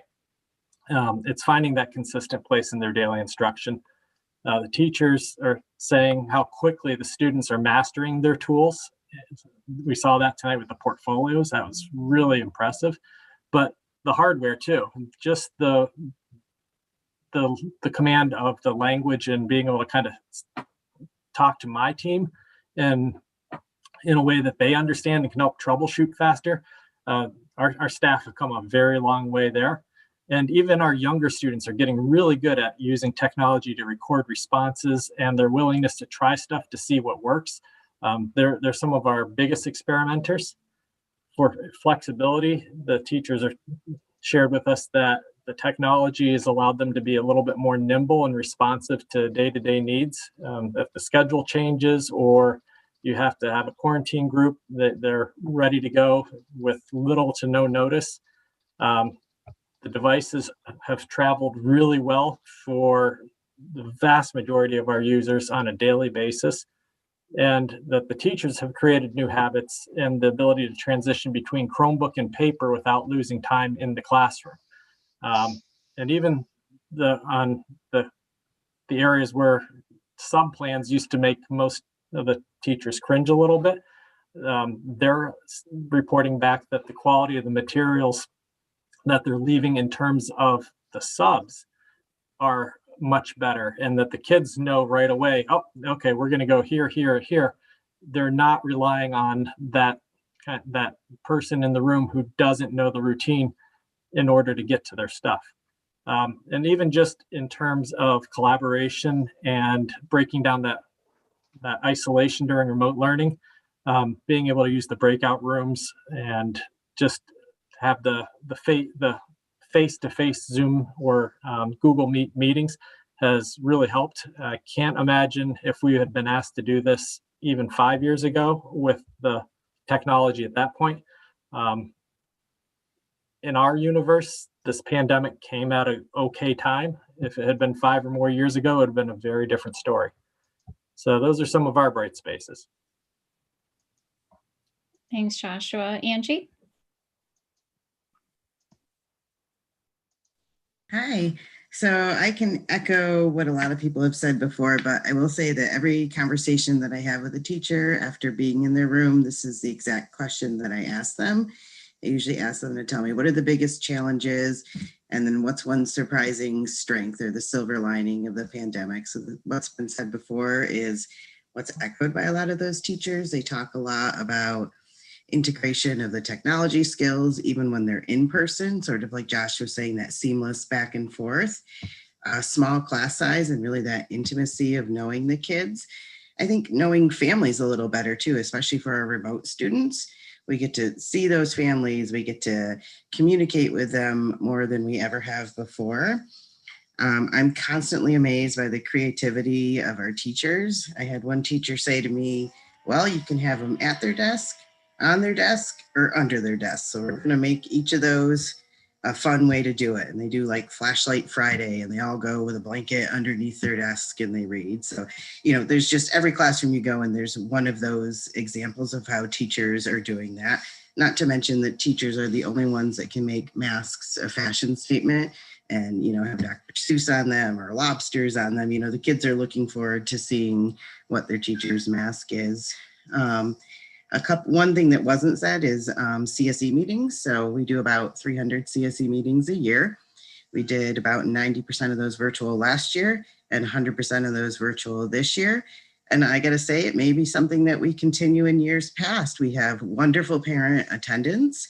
You know, parents no longer have to take a couple hours off from work to drive up to Trumansburg, come into a building that on a schedule we may or may not be behind and come into a meeting. You know, they can take it on their lunch break or step out into their car. They can use their kid's device. So our attendance at those meetings has been wonderful. Our request for reschedules has been a lot less. And I also think it's, you know, less intimidating to parents. They're not walking into a conference room where there's 4 or 5 people that have been sitting there before them. You know, we're all in an equal playing field. So those meetings, the fact that we can present things and show them anything we would have been able to do in person has really gone very smoothly. Thanks, Angie. And Mike, do you have something you'd like to add? Thank you, Kimberly, and good evening, everybody. I would like to add one positive thing about this year's, there's so many choices, but air hugs. Air hugs. First day of school, kindergartner ran right up to Mr. Naylor and gave me a hug. And I had to do the opposite of what is natural for all educators and say, no, this year we air hug. And now, every day, I get a ton of air hugs, and a lot of educators get air hugs. So Thank you. That's awesome. And last but not least, Pam. Well, I wanted to give you an update quickly about the New York State assessments, just so you know where we're at with that. Our 3 through 8 ELA and math assessments are scheduled to go on. The New York State Ed Department did put in a waiver to the federal government for those to be waived, but that did not work out. So we are going forward with our assessments. There'll be more really clear details following coming to parents about how this is going to happen and what can happen. We won't be giving the assessment to virtual students at home, so they won't need to worry about that. And like I said, we'll give more details coming forward. As far as the Regents goes, there are only 4 exams right now that are required by the federal government. So we're going to be giving those exams in June. The rest of them, we're hoping will get waived. And the Board of Regents are meeting this coming weekend to potentially waive those so that we don't need to take those. There will not be any in August. So that's where we're at with all of that. When I was thinking about silver linings, one of the things that came to mind for me was that all of the pivoting and instructional changes and shifting we've been doing has really given meaning and purpose to all the curriculum work we've done over the last few years. And it's been really powerful being able to have our hands full of curriculum that we've written and that we are able to now manipulate, which is what the goal was. It's really given it a lot of purpose. So that to me was wonderful. It also is giving us an opportunity to clean house. We're cleaning out our curriculum now. We're getting all this fluff out of the curriculum. We're getting down to the nitty gritty and the good stuff. So teachers are working super hard to find those essentials, like Kimberly was saying, so that we can zone in on what's really, really important. The other thing that I see happening is our assessments are becoming more and more authentic. And you saw some of that today with the portfolios. Those authentic are really helpful in getting to know who they are as learners and what they have learned. So that's a huge positive, and it's really kind of taken our walls down a little bit. I spoke to our virtual teachers. We have 11 teachers that teach 100% remote students 100% of the time. Those students have not been in school all year. They've been out of school. I meet with them monthly, those teachers, to kind of brainstorm ideas. We support each other. We work through some issues. We share ideas. And I asked them to talk to students about virtual learning and from their perspective, what all this has been like for them, because they're a really unique group. They haven't been bouncing in and out of school. They've been all home the whole time. And so they started to send me video clips of some of their conversations with students. And I just loved hearing their positives. And so we put together a video for you to watch of what's been happening in the virtual school that we've created. So Josh is going to pull that up for us, and you'll hopefully be able to see that.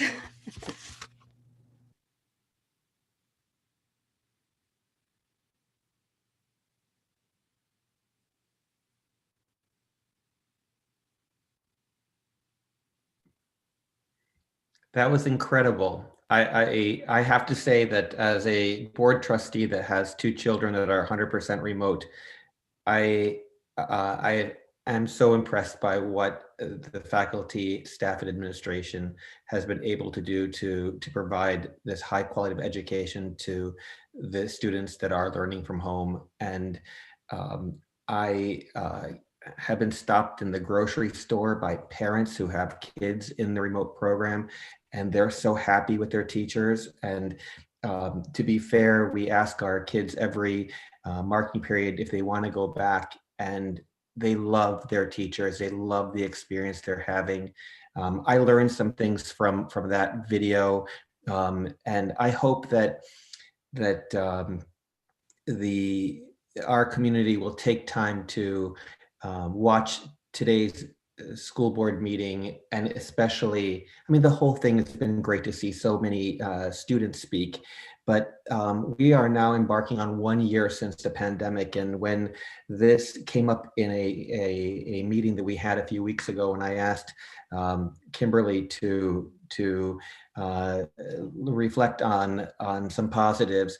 Kimberly, I'm so impressed how you were able to take this suggestion, and it was so nice to see the administration present with such glee these positive things, and it makes me think about that the song from Wicked, like I may have been changed for good. Just because I knew you, I've been changed for the better. I've been changed for good.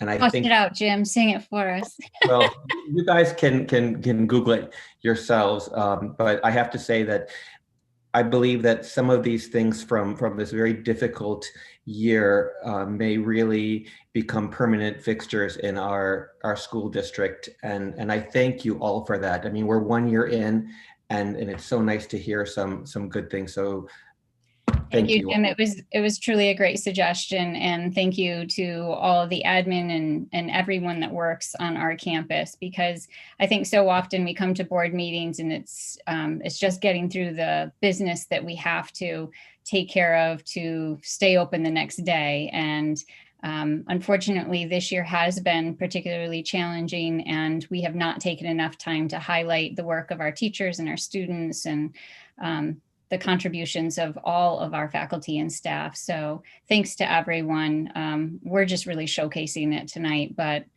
as I said, we just try to get out of the way and let the good things happen. And clearly there's a lot of good happening. So I hope the community walks away tonight, and despite the fact that we're almost a year into this pandemic, realizes there are some pretty incredible things still happening at Trumansburg. And in fact, probably more incredible than a year ago at this time. So thanks, everyone.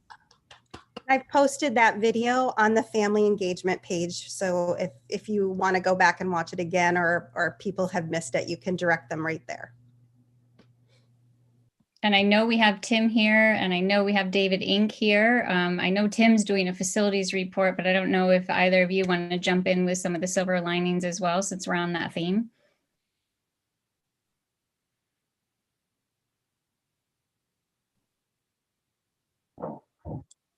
It's just been, one of those years, new experiences for every single one of us. So, but it's been. And you're pulling off a capital project in the midst of all of this. So people are shuffling classrooms, shuffling furniture. I think the one thing I've seen from your department, Tim, is that everyone pitches in and they don't question, and it doesn't matter what your role is this year, everyone is doing extra. So thank you to you and your team.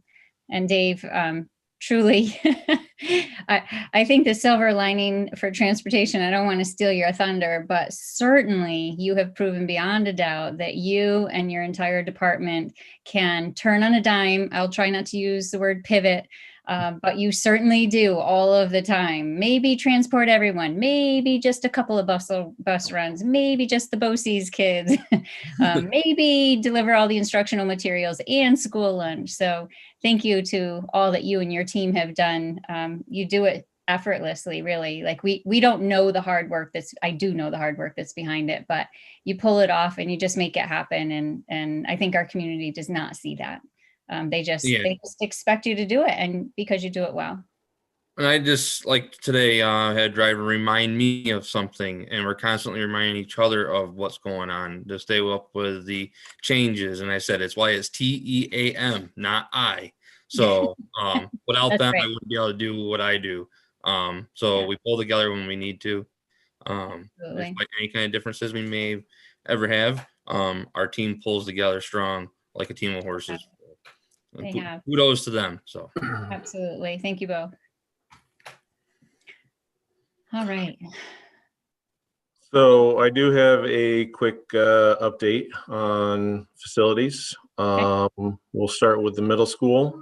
We're halfway through with the first floor changeover to the new heating system. So we should be getting that turned back over to us in a couple weeks. And we are also finishing preparations for the art, STEAM, and tech rooms for kids. And Megan and her team are working on plan in preparation for the kids to start using those spaces in late spring. Over to the elementary school, the new art room is having its new floor laid down. It has its new cabinetry has been placed in place. And they're also preparing to lay the new flooring in the computer lab. In the high school, the tech room has been demoed. They have laid their plumbing and electrical lines and have infilled those areas. And they have saw cut the new windows and doors that are going to be to those new spaces, so you can see into those new spaces. And one last thing is that I've been working with Paul Weck from the high school on a slideshow to show the ongoing work of the capital project. And we will be putting it on the website for the community to take a look at in the near future.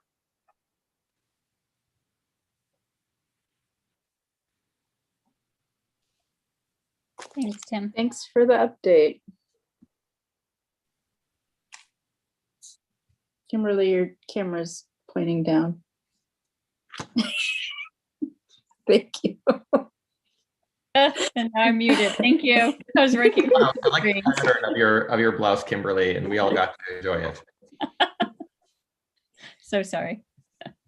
All right. So I think that was a lot we covered there on updates and presentations and happy moments. So now we move to the consent agenda. So I'd like to take item numbers 10A, unless anybody has an objection of taking them all together, 10A through E. All right, I'd like to have a motion to accept items 10A through E. So moved. So Thank you, moved. Jane. Second. And a second. Thank you, Jane. Any discussion? I had a couple questions on the appointments for extracurricular is all, Johanna. Okay. We need to remove them from consent agenda if there's a question on extracurricular. Okay, so the motion is changed to approve items 10A, B, C, and E. Yes. So that is Diane and Jane. Are you okay with the second still? Okay, Yes. thank you. Yes. All right, all those in favor? Aye. Any opposed or abstentions? Thank you. So item 10D is appointment for extracurricular staff. Be it resolved that upon the recommendation of Superintendent of Schools, the Board of Education for the Trumansburg Central School District hereby approves the extracurricular staff appointments contingent upon the successful completion of the fingerprint process and successful completion of the necessary requirements for coaching certification as presented. And there is a list of several extracurricular assignments with positions and advisor names and values. Go ahead, or I need a motion first. So moved. Thank you, and a second. A second? Okay, thank you, Becky. Okay, Randy. So first of all, I was wondering on the 7th and 8th grade. I guess it was a modified boys basketball. That I take it that's 7th and 8th. There's two people there. I take it one's 7th and one is 8th. That's correct. Okay. And it seems that we have Patrick and Mark are doing both boys and girls. It would appear that way, yes. Okay. All right. They're going to be going on simultaneously, I guess, I would think. I realize they probably can get the schedules at different times or whatever, but I just wondered for sure if that's. Yeah. Actually, Randy, that's not the case. They have the modified seasons are split in separate seasons. So when the boys have basketball, the girls have modified volleyball. And there's a different time, which is the girls' basketball season. So those two guys are able to coach just the boys and then just the girls separately at a different season.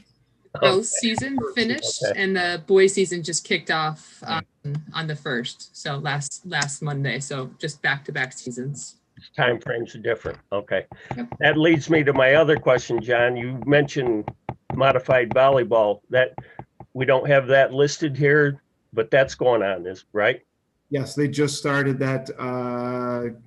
Oh gosh, no, a week or two ago. Okay, so I don't think we ever sanctioned coaches for that sport.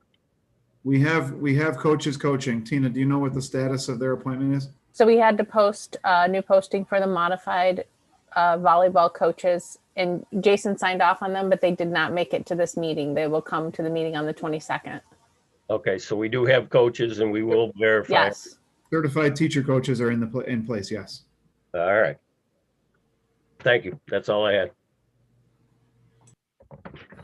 Thanks, Randy, for pointing those out. Motion for approval. You have a motion, Joanna. Or sorry, all those in favor? There you go. Opposition or abstention? Thank you. And on to new business, 11A, approval to increase senior food service helper position by 1 FTE. Wait, new business, I have to do one at a time, right? Mm-hmm. Yes. Okay.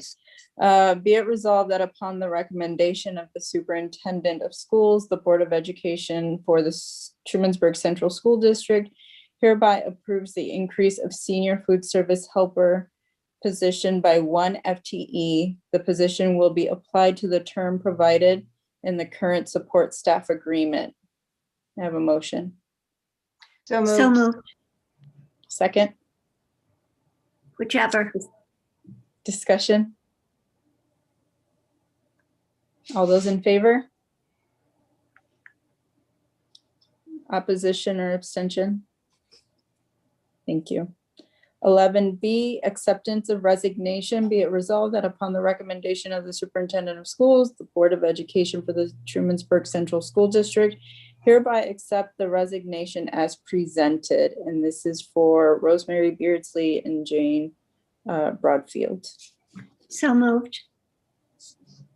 Second. Thank you. Any discussion? All those in favor? Abstention or opposed? Thank you. I'm unable to see everyone on the screen, Joanna. So if you could just tell me who motions, the first and the second, that would be great. Yep, sounds Thank good. you. Did you get for 11B? It was Diane and I think it was Jim. Yes, I did. Thank you. Okay.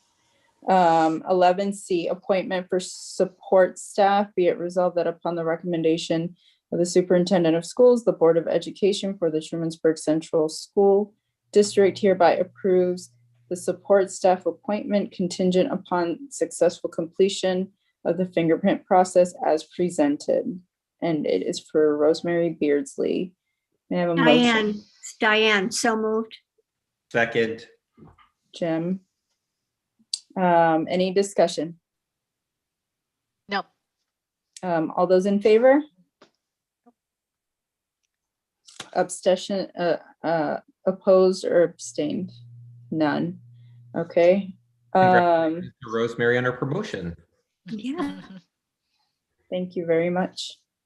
11D, approval to increase special education teacher 7 through 12 position by 1 FTE.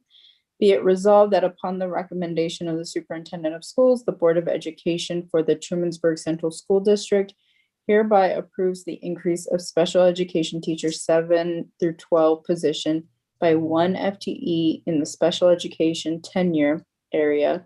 This position will be applied to the term provided in the current Trumansburg Teacher Association agreement effective April 1st, 2021. Motion.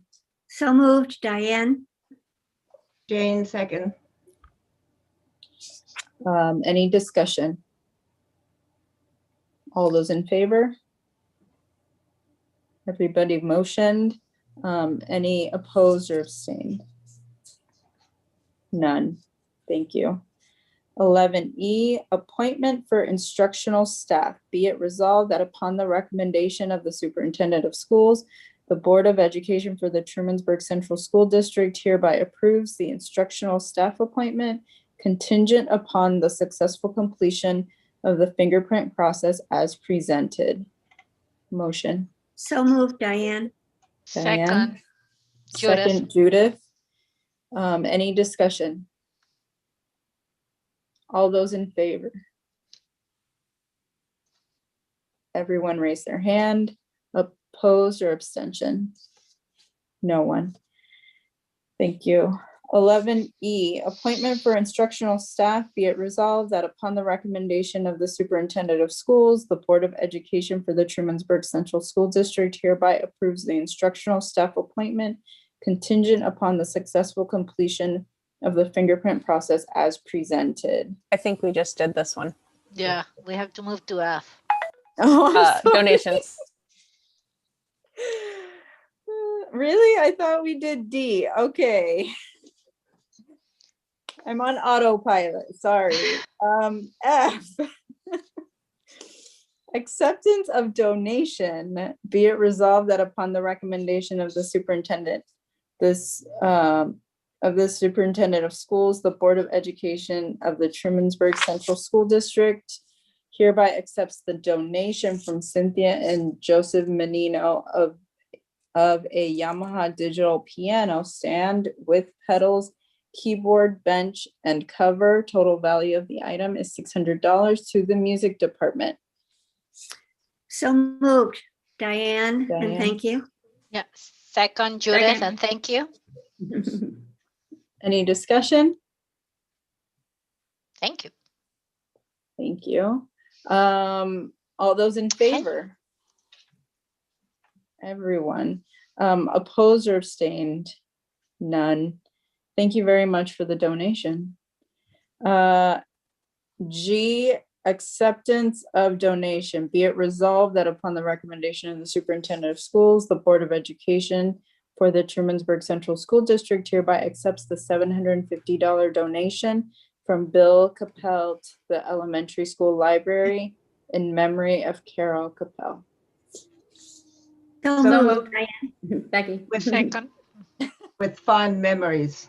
My God, what a lovely teacher Mrs. Capel was, and what a very thoughtful donation to give in her honor and her memory for the elementary school library. So generous. Thank you so much. Yeah, that's Thank something you. I believe Jill has been doing every year. Yes. So I think that was I don't know if you caught that, Tina. The first was Jane, and well, there were several for second, I guess. Diane or Jim. Okay. And then all those in favor? Aye. Everyone. Abstention or opposition? None. Okay, thank you. And acceptance of donation. Be it resolved that upon the recommendation of the superintendent of schools, the Board of Education for the Trumansburg Central School District hereby accepts the donation of 100 dozen eggs valued at $250 from Autumn's Harvest Farm LLC to the Food Service Department. So moved, Diane. That cracks me up. You made a yoke. He's coming out of his shell. Oh my. He's always So always that fed was- out of his shell. So that was a Jim and Diane. Any discussion? Does this Get count as Rosemary discussion? to make us breakfast. A nice little omelet, right? All those in favor? Aye. Everyone, opposition or abstain? No one. Thank you. Thank you for those eggs. On to I, authorization to sign a memorandum of agreement between Trumansburg Central School District and the Trumansburg Teachers Association. Be it resolved that upon the recommendation of the Superintendent of Schools, the Board of Education for the Trumansburg Central School District hereby authorizes the board president and the superintendent of schools to sign a memorandum of agreement between Trumansburg Central School District and the Trumansburg Teachers Association for COVID-19 quarantine leave effective through June 30th, 2021 as presented. Oh, yes, so moved. Diane. Second, Jim. Any discussion? None? Okay. All those in favor? Question, Oh, Joanna. okay, yes. That anybody who has gone over their 10 up to this point will be covered by that then? So the guidance changed in January from the federal COVID leave to the state leave. And so the first 10 days, if an individual is placed in quarantine, that is covered under the state pay. However, the second quarantine, and what this MOA states is that if that second quarantine is a result of district exposure, so if a child is positive and we place a teacher in quarantine for a second round of 10 days, under New York State COVID, that would not be paid. So we are saying if it's a result of district exposure, you will, in fact, the employee will, in fact, get paid. And that's true for both the Support Staff Association and the Teachers Association. We have had individuals already in that circumstance, which we hope to give back time. In some cases, they've gone without pay or taken sick days. So, okay. It's a wonderful idea. Yeah. Thank you. All those in favor? Definitely. Any opposition or abstention? None. Item J, authorization to sign a memorandum of agreement between Trumansburg Central School District and the Trumansburg Support Staff Association. Be it resolved that upon the recommendation of the Superintendent of Schools, the Board of Education for the Trumansburg Central School District hereby authorizes the board president and the superintendent of schools to sign a memorandum of agreement between Trumansburg Central School District and the Trumansburg Support Staff Association for COVID-19 quarantine leave effective through June 30th, 2021 as presented. Motion. Again, Diane, so moved. Yes. Second, Jim. Discussion. Necessary. Thank you. Thank you. All those in favor? Everyone, and any opposition or abstention? No one. K, approval of RFP for a fixed asset inventory management system. Be it resolved that upon the recommendation of the superintendent of school, the Board of Education for the Trumansburg Central School District hereby approves the RFP for a fixed asset inventory system as presented. Motion. So moved, Diane. Becky, second, Diane. Mm-hmm. Any discussion?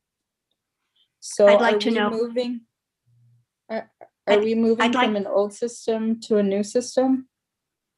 no, not necessarily. This is just a best practice. So when the district has had a particular vendor provide the same service for 3 to 5 years, it's best practice to always put out an RFP to make sure that we are getting the best vendor, the best pricing. So we could perhaps move forward with the same vendor again in the future, but at least we are checking the pulse and seeing if there are better options available to the district. So just a matter of good practice. Yeah. All right. Diane? Good. I just needed a clearance on that. Thank you. All those in favor? Everyone. Opposition or abstention? No one. Okay. L, approval to increase 10-month administrative assistant level 1 position by 1 FTE. Be it resolved that upon the recommendation of the superintendent of schools, the Board of Education for the Trumansburg Central School District hereby approves the increase of 10-month administrative assistant level 1 position by 1 FTE. This position will be applied to the terms provided in the current support staff agreement. So moved, Diane. Second. Jim.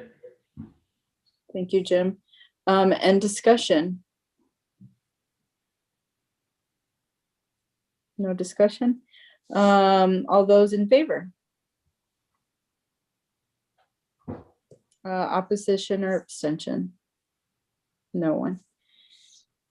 Letter M, approval to increase ELA teachers 7 through 12 positions by 1 FTE. Be it resolved that upon the recommendation of the superintendent of schools, the Board of Education for the Trumansburg Central School District hereby approves the increase of ELA teacher 7 through 12 position by 1 FTE in the English tenure area. This position will be applied to the terms provided in the current Trumansburg Teacher Association agreement effective April 1, 2021. So moved, Diane. Second. Becky, second. Any discussion? All those in favor? Thank you. Opposition or abstention? None. N, declaration of intent to surplus property. Be it resolved that upon the recommendation of the superintendent of schools, the Board of Education for the Trumansburg Central School District hereby declares the following items as property to be disposed of accordingly as presented. So Motion. moved, Diane. Second. Judith. Any discussion? All those in favor? Abstain or opposition? None. Oh, Civil Rights Compliance Title IX Coordinator. Be it resolved that upon the recommendation of the superintendent of schools, the Board of Education for the Trumansburg Central School District hereby appoints John King and Megan Conway as Civil Rights Compliance Title IX Coordinator at a rate of NA for the 2020-2021 school year. Move. Second, Diane. Thank you, Judith John. and Thank you, Diane. Megan. Thank you. Any other discussion? Is this for this school year or for next year? This is still in. This is for this school year, Jim. We, in policy, it was recommended by Erie One BOCES that we have 2 civil rights compliance officers and Title IX coordinators should one have a conflict of interest. So we actually appointed John in July for this school year. We're adding Megan at this time, but we've included both names. Okay, thank you. Mhm. All those in favor? Aye. Opposition? Abstain? None. Thank you. P, Finance Committee. So the following committees are committees where a person is missing. So you can either volunteer to serve on that committee or it'll just stay as 2 board members. Okay. So P is Finance Committee. Be it resolved that upon the recommendation of the superintendent of schools, the Board of Education for the Trumansburg Central School District hereby creates and appoints Randy Vanderzee, Joanna Haynes, and TBD with community member as Finance Committee member at the rate of NA for the 2020-2021 school year. I have a So motion. moved, Diane. A second. Randy. Randy. Discussion. Would anyone like to serve on the finance committee with Randy and myself? I would just like to say that it'd be really nice to make sure we get more members on these committees, because we have canceled a couple times because people haven't been able to make it or whatever. So I really think it's important to get people on there. Yeah. I'll get in.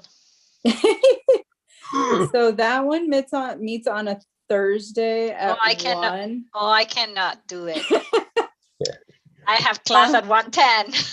So I have a recommendation, Joanna. Sorry to interrupt you. I'm just wondering if, now that we've brought it to your attention, all these committees that could use an extra trustee, and we recently just had all these committee meetings, what we can do is send to the board the dates of the remaining meetings for the school year. And then you can compare that to your personal calendar. I know that's hard to do in this setting. So you can see what dates those committees are regularly meeting and see if you can make a commitment to that. And then 2 weeks from now, when we come back to the board meeting, you can be prepared to add yourself to that, knowing that the dates and times work for you. Would that work for everyone? Yes. Great. So Great Tina, idea. bring these back to the next board meeting, please. Thanks. Okay, thank you. That cuts down our agenda quite a bit. So that takes out P through V. Thanks for the suggestion. I think it's great. So for W, bear with me.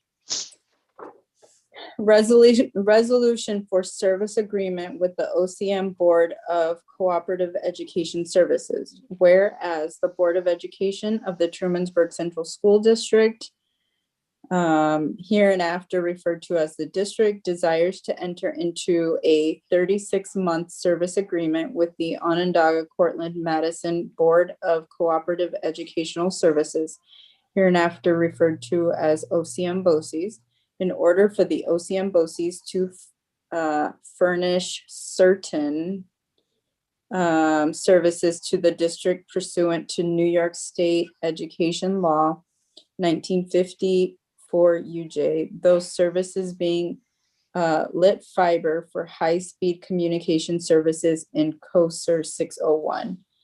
Now, therefore, it is resolved that the Board of Education of Trumansburg Central School District agrees to enter into a contract with the OCM BOCES for the provision of said services to the district and not to exceed in total over the life of this agreement, the annual amount of $44,423 and associated CNY RIC charges with such amount to include annual OCM BOCES support costs and applicable taxes and surcharges, and with such support costs and applicable taxes and surcharges included at the current rate and subject to change as established in the OCM BOCES budget or mandated by any federal, state, or local authority.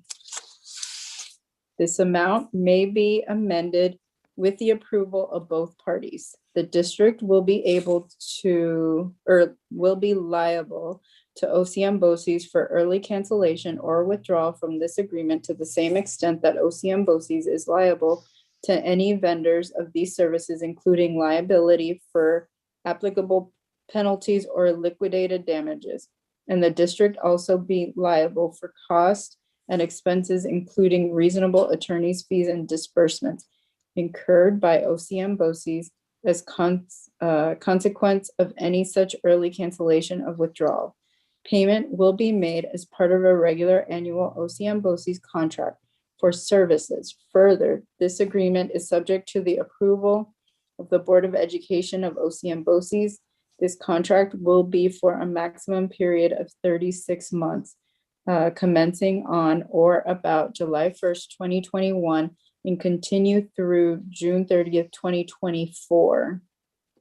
So moved, Diane. Can you repeat the whole thing, please? Yeah, We're buying a Second. good deal. Second, I second. Thank you, Jim. Any comments? No discussion or comments? Okay, all those in favor?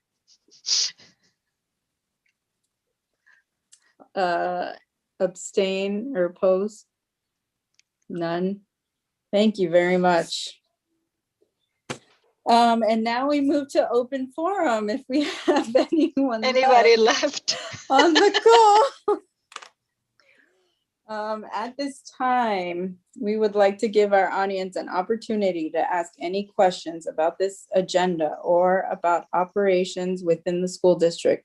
Personal or personnel matters will not be addressed in public session. Comments may be recorded and responded to by the Board of Education of Superintendent. We ask that you introduce yourself to the board, state if you are a district resident, and that you keep your comments to 5 minutes or less. And being on Zoom, if you could please Turn your camera on. Enable your turn camera. your camera on. Thank you. I'm like, unmute your camera. All right. I don't. We have Kate. Kate Darfler. I'm gonna drop my earbud. Hi, my name is Kate Darfler. I am a Teaburg resident and parent of a remote first grader. And as a parent of a remote first grader, I want to thank you guys for highlighting the remote students. I thought that was fantastic. I really enjoyed seeing it and hearing from some of the other classes that we haven't heard from. So thank you for that. And I also just wanted to say, hearing those student presentations today was like the highlight of my day. And I wish we could hear from them more often because it was really fantastic. So thank you guys. Thank you for everyone who participated tonight. Thank you, Kate. Anyone else? I'm looking at the list to see if there's even anyone left on this call. All right. No one has any added. Maureen. Oh, Maureen, thank you. Hi. I'd like Hey, to echo what Kate said, listening to those students tonight. And to think back when Black Lives Matter protests were happening this summer, and there was the issue of the Black Lives Matter sign being placed and removed on the school grounds. It was decided then that the district would go back and form a group with students to see what they would like represented and what saying they would prefer to have. And listening to these two groups here today, I hope that they would be engaged in that conversation. What appears on the billboard, if you have it in front of the district, is an anonymous quote about diversity. And that was, from my understanding, not intended to be the solution to what the Black Lives Matter sign was to be replaced with. So I hope that that conversation can continue and engage both of these clubs in doing so. They were so articulate and inspirational, and it was the highlight today. And yeah, listening for 3 hours was well worth it. So thank you so much for all the work involved and with those students and those advisors that are taking this on. And I hope that to continue that conversation about what they would like the district to represent to replace that Black Lives Matter sign. Thank you. Thank you. Thank you, Maureen. Anyone else?